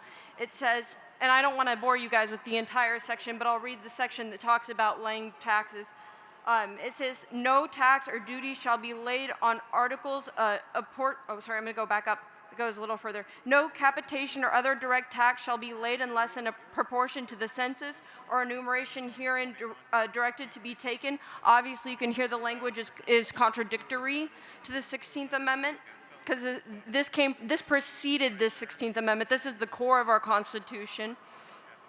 And it says, no tax or duty shall be laid on articles exported from the state. No preference shall be given to any regulation of commerce revenue to the ports of one state over those of another, nor shall vessels bound to or from one state be obliged to enter, clear, or pay duties in another. No money shall be drawn from the Treasury, but in consequence of appropriations made by law, and regular statement and account of receipts and expenditures of all public money shall be published from time to time, which they don't do.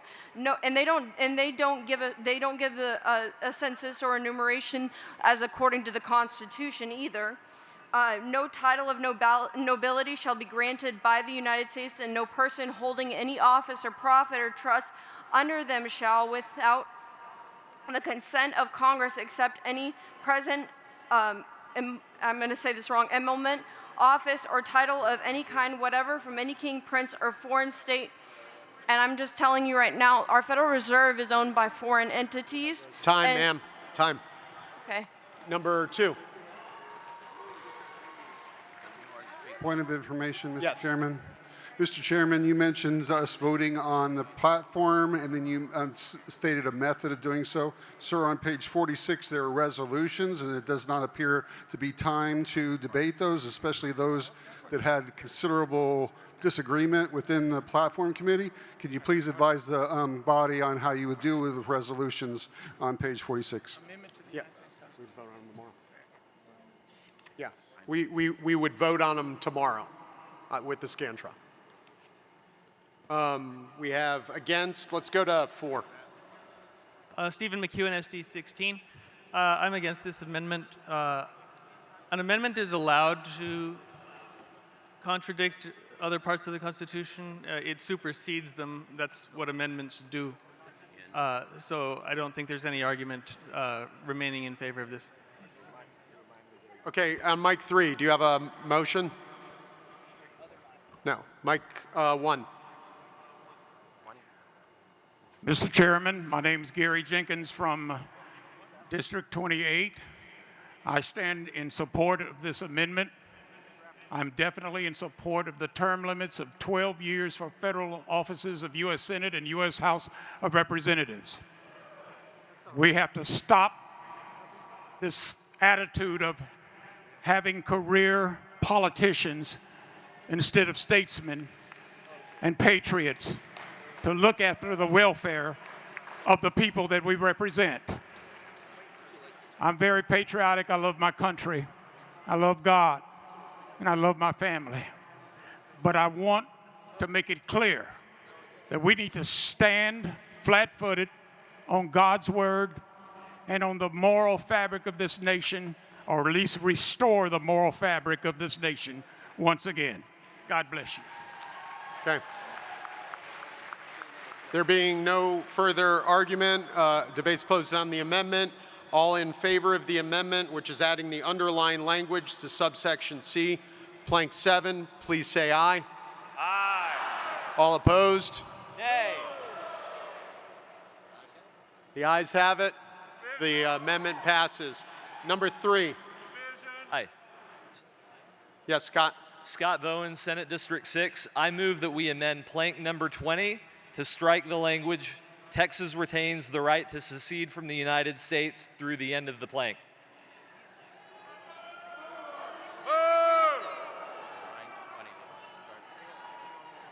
Is there a second?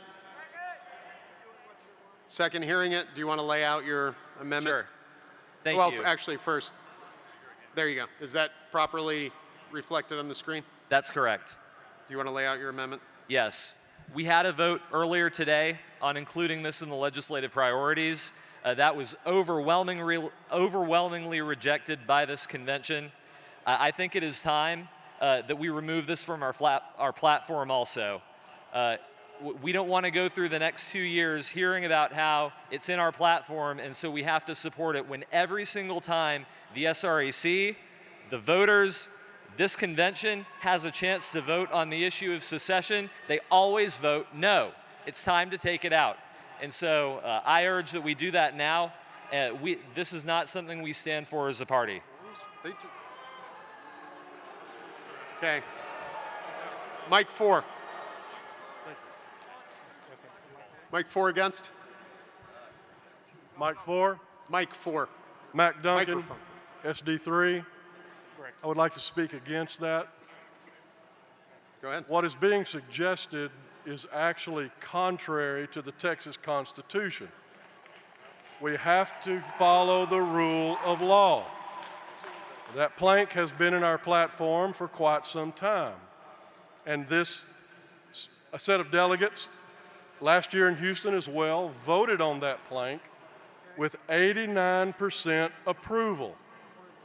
Why in the world would we want to change something that is in our Constitution and has been voted on overwhelmingly by the people?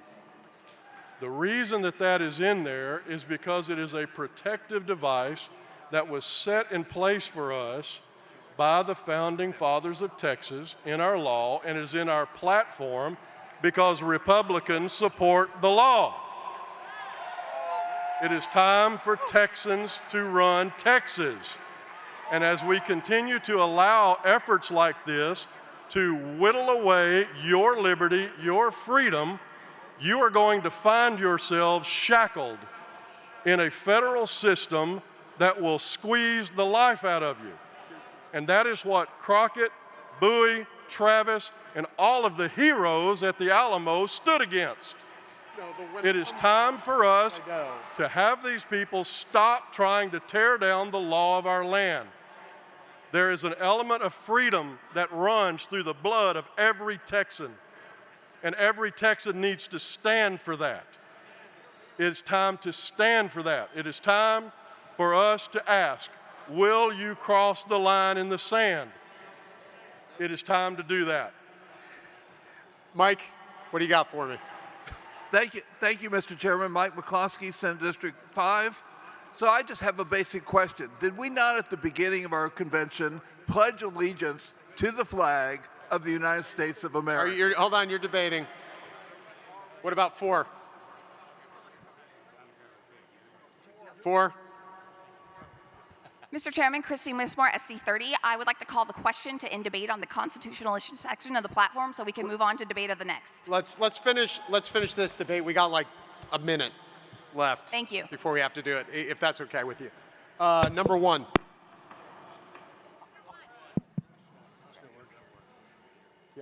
Mr. Chairman, Rachel Horton, SD30. I stand in opposition to this amendment. I believe it causes a lot more consternation on the floor, a lot more time on debate, and it also, yes, for the reasons already presented by my fellow Texas supporters, we do have the right to do that, and there's nothing wrong with keeping it as a platform in our party plan. So thank you.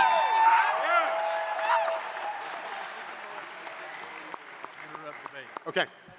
Interrupting motion on 4. Okay. By the way, the Mike time has Ford. ended for this section. Mr. Go ahead. Mr. Chairman. Yes. David Carter, SD 24. On this plank 20, the last phrase, and pass the Texas Sovereignty Act as filed in the 88th Legislature regular session as HB 384. This language was added. This isn't a proper interrupting motion. No, it's a point of order. It's a point of order. This is not. This should State not your be point of order deleted succinctly. with the secession stuff. This is supposed to be with the nullification, the first sentence. So don't delete this phrase about the Texas. That's not a proper point of order. Okay, we're done with the time on this section. The time has elapsed. So we're going to treat it like it was a call to question. First, we're going to vote on the amendment, and then we're going to move on. All in favor of the amendment, which eliminates the language that's crossed out in green on the screen above, are going to say aye, and everybody against eliminating that language is a nay. So all in favor of the amendment, please indicate by saying aye. Aye. All opposed? The noes have it. The amendment fails. Matt, please move on to the next section.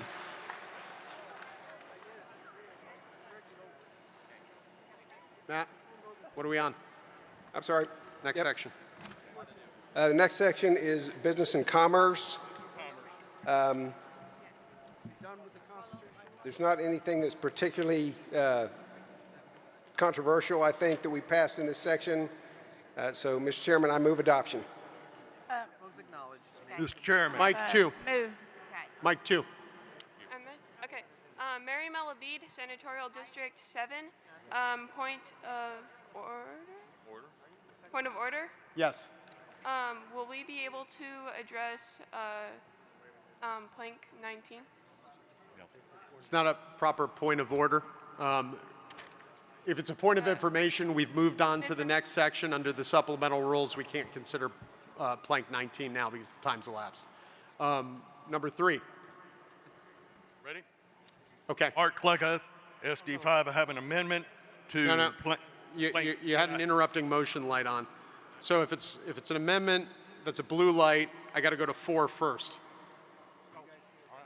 Mr. Chairman, I would like to propose an amendment to plank 3 of the platform to add the sentence. Did you say plank 3? Yes, sir. Plank 3. We're on the business, commerce, and transportation section. So any amendments proposed? When did we leave constitutional issues? In order. We did. We previously left it. We're on business, commerce, and transportation. Mike 1. Roman Griffin, Senate District 3.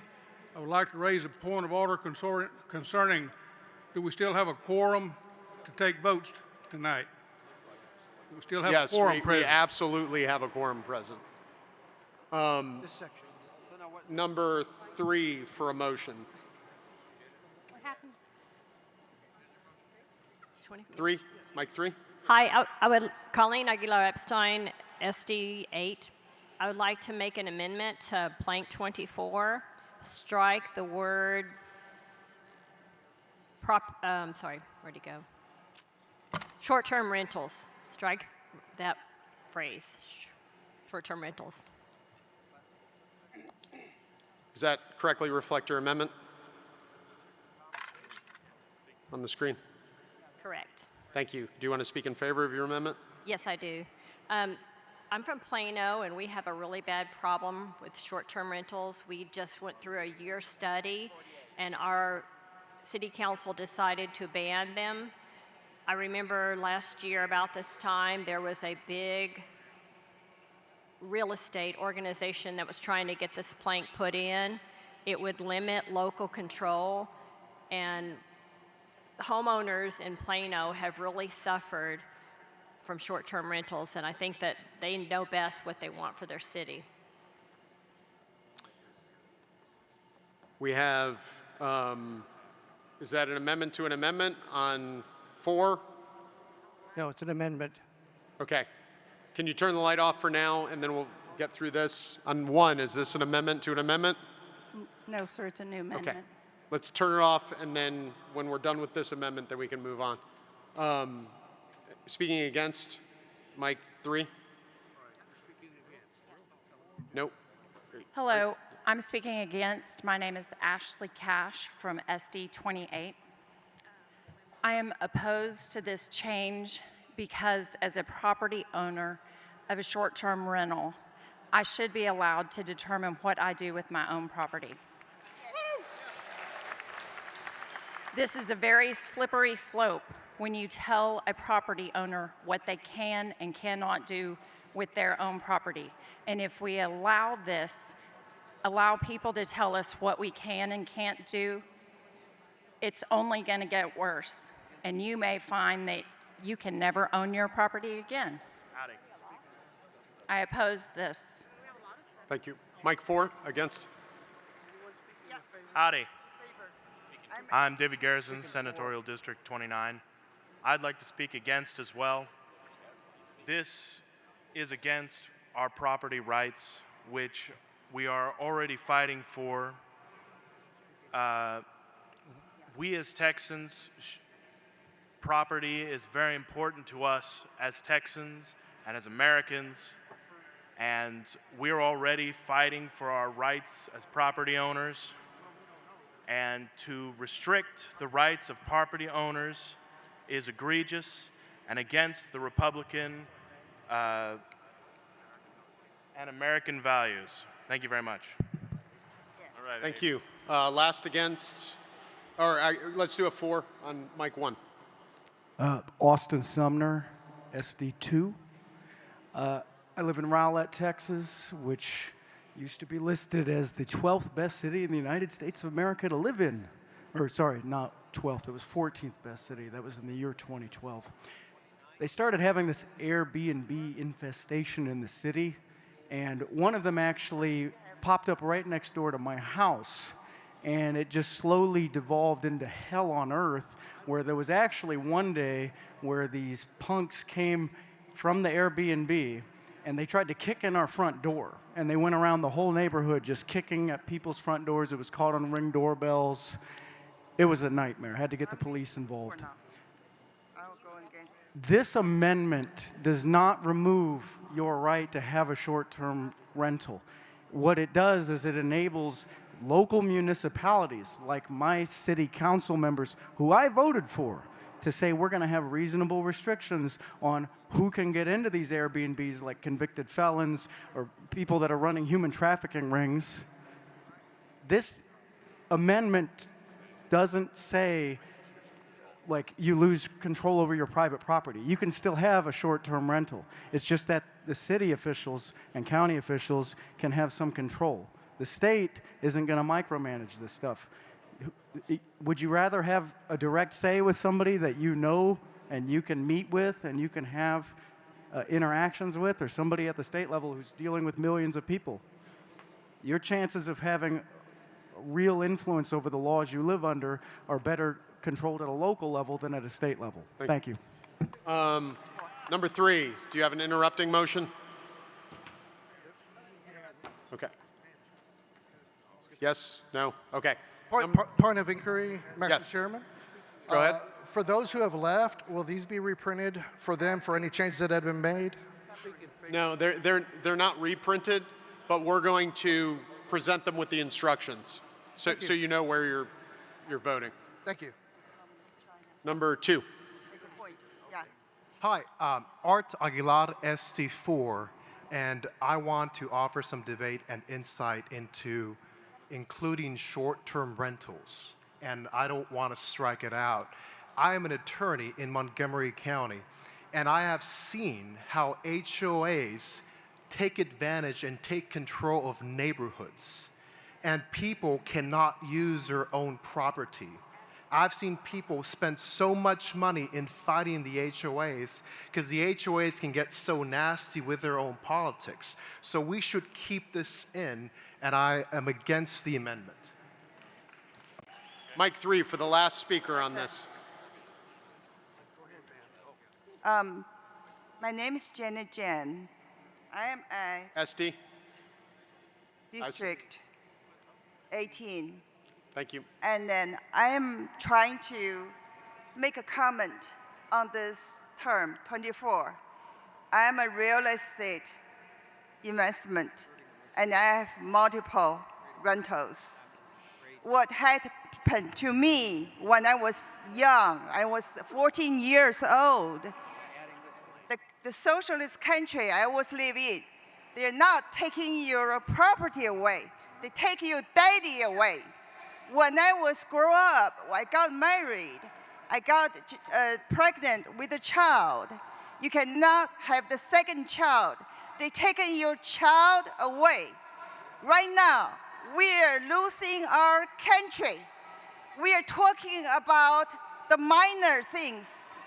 And we have to make a plan. Next 5 months, I'm a grassroots. I'm come here to get guidance from the party, to get support from the party. But we are tied up with all the grammars and the words. And this book, wasting about 1 day, 9,000 people driving from everywhere. We need to fight. We need guns and bullets. We got time. We need to support Trump. Time. Take our country back, not our rentals. Thank you. Time. We're now voting on the amendment with short-term rentals. Striking the language that says short-term rentals is the proposed amendment. All in favor of the amendment, please indicate by saying aye. All opposed? No. The noes have it. The motion fails. Let's go to 4. Rick Townsend, SD 12. I would like to amend this section to include a missing plank that's titled Prohibit Abortion Transportation Across State Lines, and the convention secretary has been emailed the information on that. He should be able to put it on the screen. He acknowledged that he received the email at 9:04 tonight.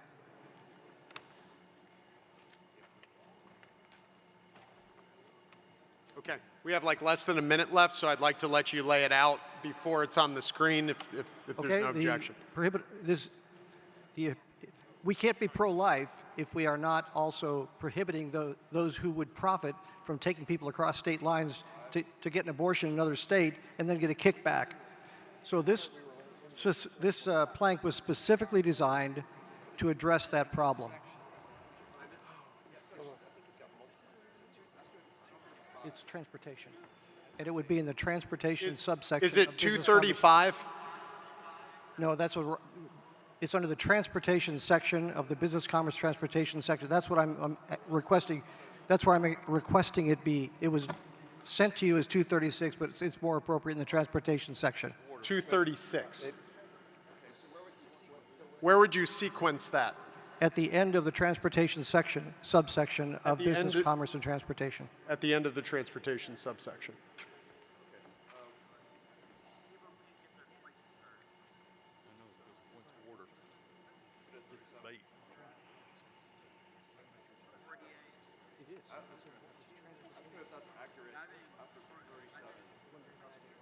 Ask him what? Is this accurate? Yes, sir, it is. Okay. Are we done with the session?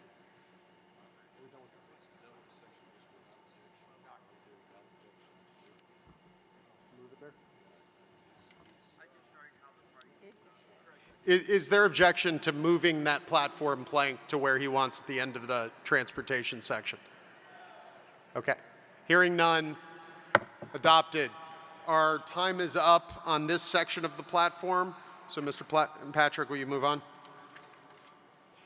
The next section is finance. There are a couple of noteworthy things that I'm going to cover very quickly. In the gambling plank, which is section 63, we strengthened this a little bit to include a prohibition against casino gambling of any type or size, particularly if it's a business or a resort, because we know that the gambling lobby is pushing hard for resort-style gambling. We have a new plank on banned public facility corporations, which is probably worth looking at. And then plank 80, the right to use gold, silver, and cash substitute, which we worked on to strengthen to make it particularly clear on the bill that was before the legislature last session, which I know is going to come up again this session. Those are the only things that I thought were most significant that I wanted to draw your attention to in this section. Thank you. Mike 1. I'm in education. I'm on the next section. We're getting there. There you go. We're in finance. We know. We know. I'm just waiting. There's no one in finance here. You don't have an amendment for finance? No, sir. Okay. Let's go to Mike 2. Melissa Katz, Senate District 12, point of question. Why did we miss a part of the information? Why did we skip energy and I forgot, way up there? We didn't skip it. That was a subsection that we were dealing with in the last section. So that was proper for amendment when we were dealing with the last section. Each section has a few subsections. So our section's finance, under finance is spending restraint and other subsections. Are we going to go back? No, the supplemental rules allow 12 minutes on each section. So we're moving forward. Now we're on the finance section. Mike 3. Mike 3. Yep, Mark Ullaby, I'm SD 7. I'd like to make an amendment in the transparency section, basically after 79. Okay. And what I'd like to do is that the Republican Party resolves to direct the Texas legislature to have the Texas Comptroller of Public Accounts and Texas Education Agency to provide a full accounting for the funds collected by recapture, Robin Hood, or to comply with the Texas Supreme Court ordered mandate for wealth equalization. Okay, we have your pre-submitted amendment.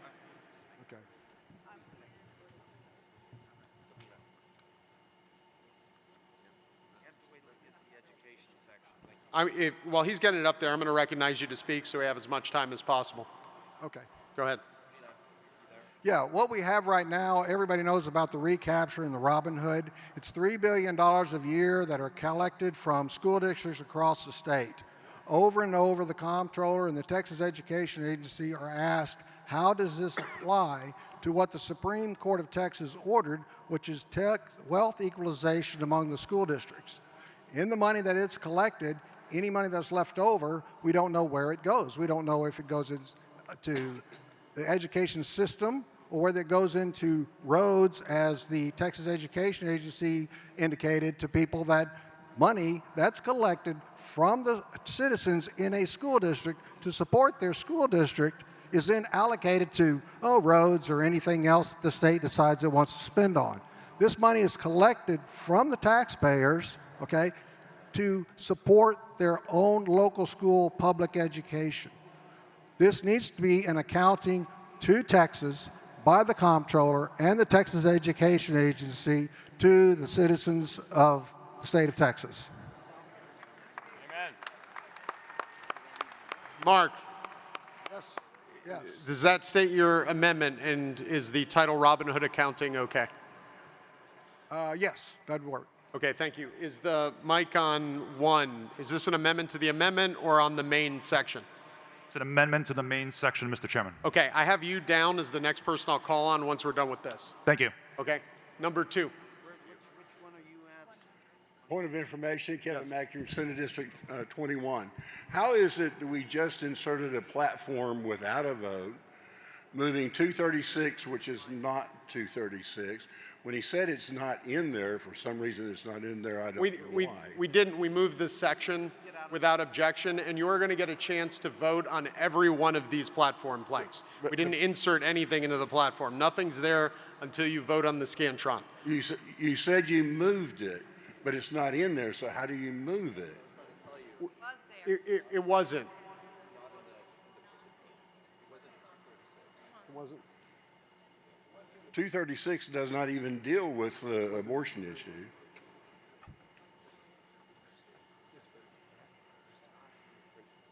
Okay. The amendment we voted to add was not in the printed book. Okay. Seeing no further discussion on the amendment, we'll vote on the amendment entitled Robin Hood Accounting. A yes vote is to add the green language. All in favor of the amendment, please say aye. Aye.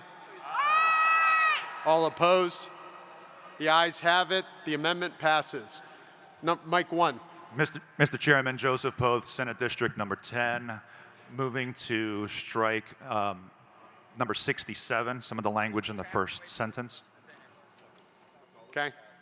Can we go up to 67?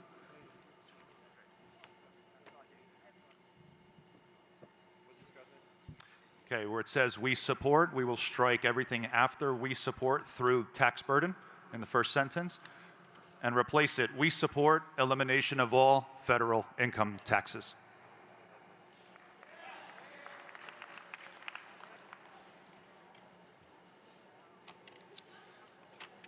You want to speak in favor?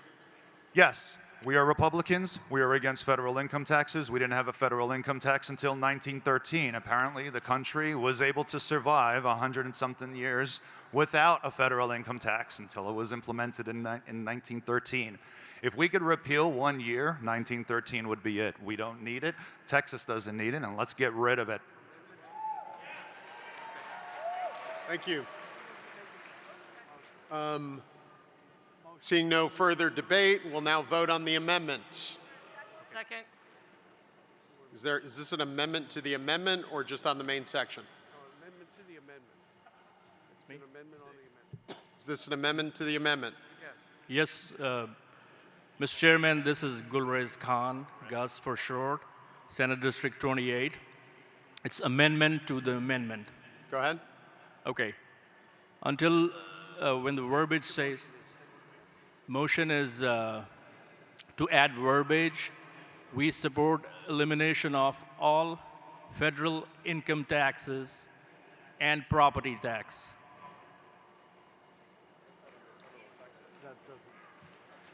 That's not germane because it's a state tax and a federal taxes section. Right.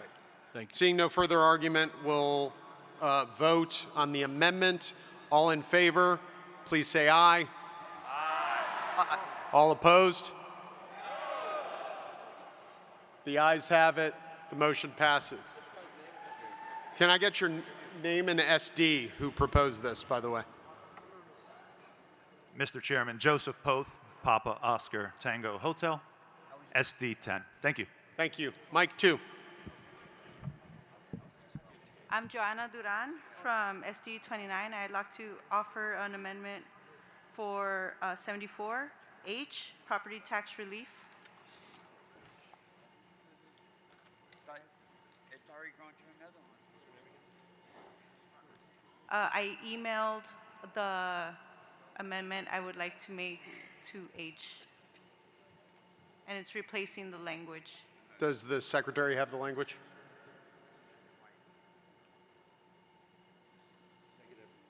We do not have the language. Do you want to state your amendment? Yes. Please do. No property taxes shall be collected on private property, including homesteads, fee simple, and land patented lands, and excluding leases, license, and permits on publicly owned lands like federal, state, and local. No property tax shall be collected on private properties. Please continue. Oh, Go, he's typing with you, so you got to go a little slow. This party is very.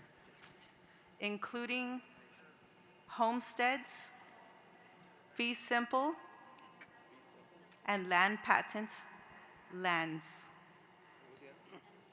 And land patented lands. Patented lands? Yeah, trust me, it's a thing. Okay. Land, is it land patented lands or Yes, just exactly how it is like that. land patented lands? Yes, and excluding Okay. leases, licenses,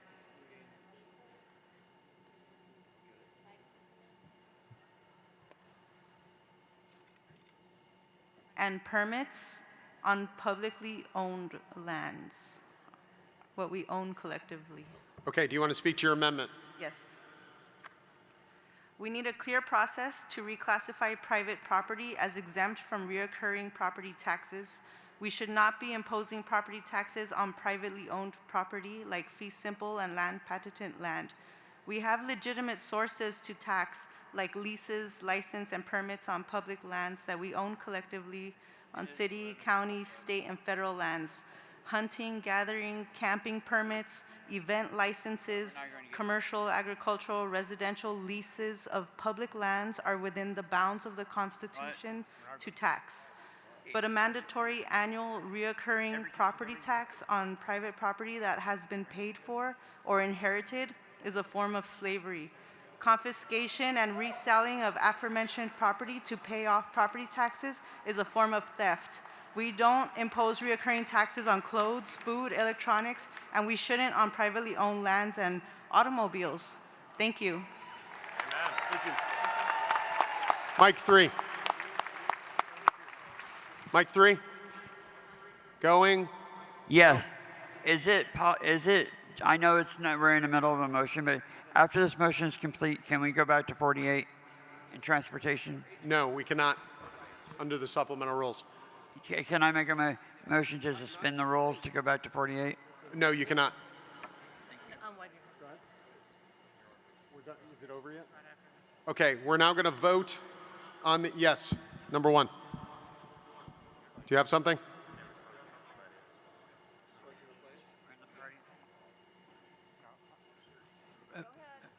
Robert Rogers, SD 28, on item 67. We've got to have some kind of tax, and a flat tax is just a variation. This is not a motion, this is argument. Also, the Okay. 12-minute time limit has struck on the section, so we have to call this question. All in favor of the amendment which adds the underlying language on the screen to that plank would be a yes vote. So all in favor of the amendment, please indicate by saying aye. All opposed? The ayes have it. The motion passes. Can we get a name and SD on who proposed that, by the way? Sharp. Okay. Here's what we're going to do. Duran, Go ahead. SD 29. What's your name? Joanna Duran, Could you spell the last name? D-U-R-A-N, like Duran Duran. Thank you. Thank you. We're moving on to the next section, education.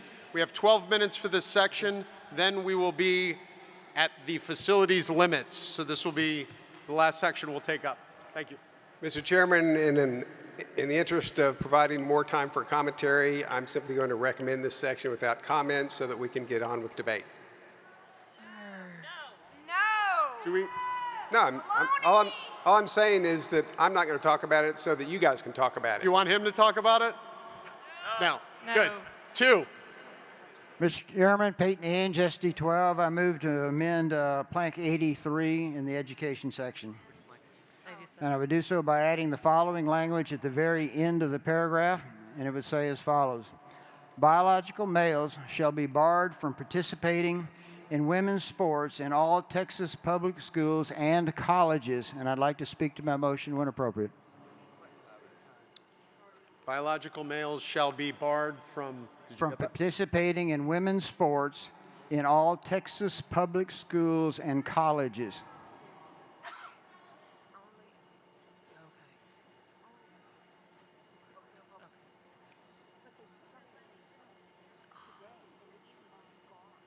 Should we be doing this? No, but I think we probably have it in another place, but I don't know Hey. where. Peyton, Yes, sir.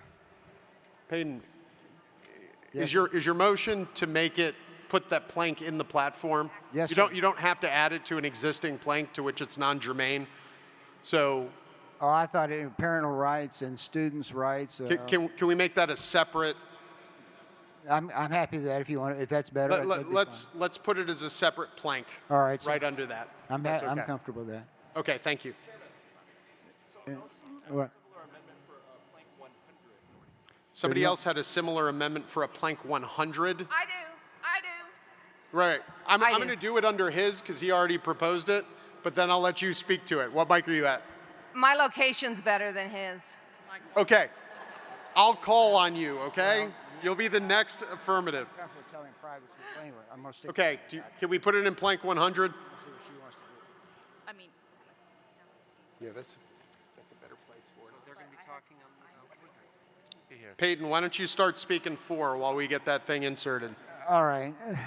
You know, God made man and woman. He made us to complement each other, not to compete with each other, at least in this area.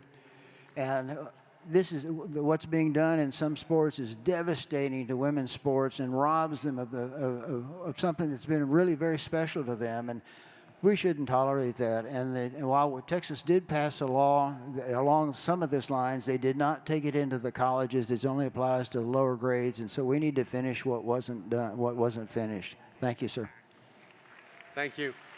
We'll go this against, and then Bonnie, you can talk. George Brian Vacris, SD 15.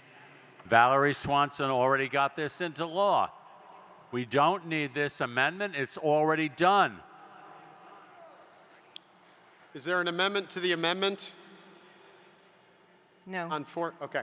Bonnie, go ahead. There is a law partially, but it is not comprehensive, and it needs to be clarified. And so we request that we hold that biological men shall compete only against other biological men, and biological women shall compete only against other biological women in athletics in both the public school systems of Texas and at the collegiate level. And we need this. Mike 2. I'm speaking in favor of this amendment. Jonathan Covey, SD 24. Women have been losing opportunities for years by not having this in law. We need to continue to protect women, and the legislature is forgetful. We need to continue to remind them in perpetuity that women need to be protected in athletics. So I support this amendment. Okay. There being no further argument and having 3 in favor, do you have an amendment to the amendment on 4? On 4. Do you have an amendment to the amendment? Or no? Is it to the main? Yes.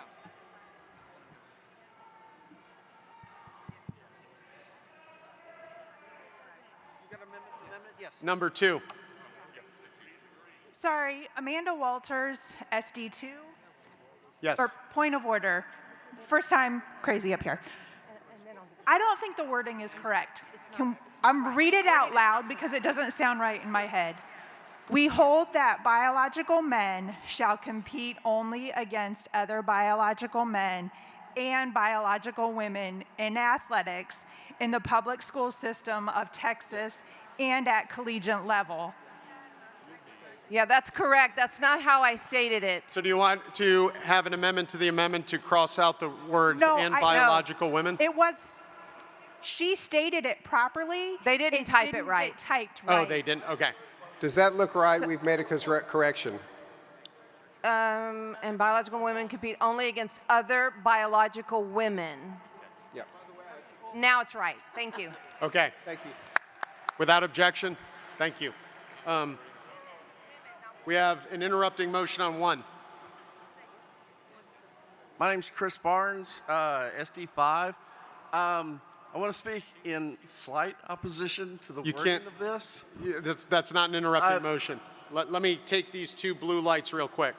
Number 4. I thought I had a red light. ST 29, Peter Rothermel. I want to make an amendment to the amendment. Please state your amendment to the amendment. I would like to strike in the public school system of Texas in the collegiate level and include all schools. So all school systems, including private, public, and collegiate level. That's what I mean by all schools. Just put in all schools. All schools. Is that your language? This is about this. Yeah. Yes. Can I suggest we put in all school athletics? Yes. Just so it sounds better? Okay. Yes. No, instead, after the word athletics, just above that, just put in all school athletics and erase the blue language. And change that last woman to women. Yes. That's just a clerical, we can do that. And make in all school athletics blue. Okay, do you want to speak to your amendment to the amendment? Sorry. Right, go ahead. So I want to add all schools to make sure that all school sports are protected, because if you just do public schools or just the collegiate level, that doesn't include private schools or homeschool organizations that do have sports. And you never know if they're going to try to get into that as well and make women compete against men, vice versa. Okay. Mike 3, do you have a motion? Ma'am, do you have an amendment or not? I have an amendment to the amendment for clarification purposes. I can't go 3 deep. Okay. Just be better in separate sentences. On Mike 1, we have an against. I'm speaking against the original amendment, not the amendment to the amendment. Okay, well then we have no further discussion on the amendment to the amendment. Let's vote on the amendment to the amendment. The amendment to the amendment is to strike the words "in the public school system of Texas" and "at the collegiate level," and to insert "in all school athletics." All in favor of the amendment to the amendment, please say aye. All opposed? The ayes have it. The amendment to the amendment passes. We are now on the main amendment. I need to make a motion. We have, hold on one second. We have Mike 3. Me. Oh. I am moving, I'm Betty Cardenas, and I move to amend part of section 92. Illegal aliens and foreign students. No, we're still on the amendment to 100. We're not on the main section yet. Mike 2.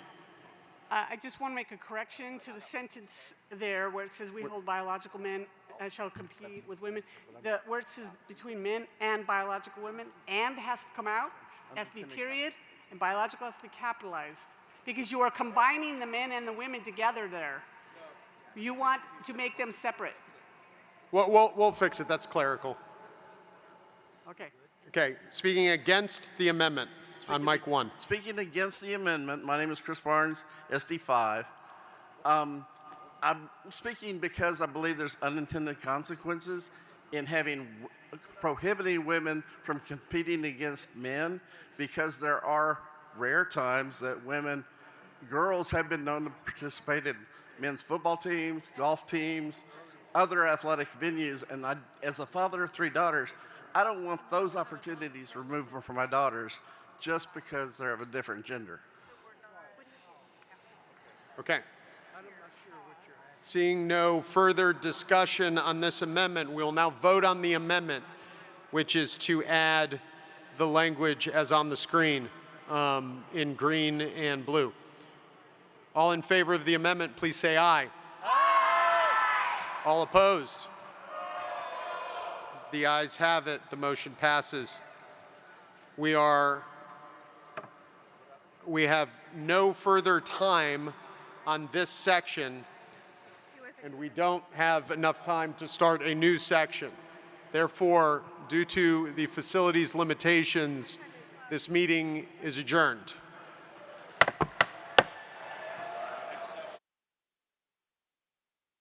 1:30 tomorrow. 1:30 tomorrow is the next session, and we will be voting on platform and legislative priorities tomorrow. Thank you so much for showing up. I really do appreciate it.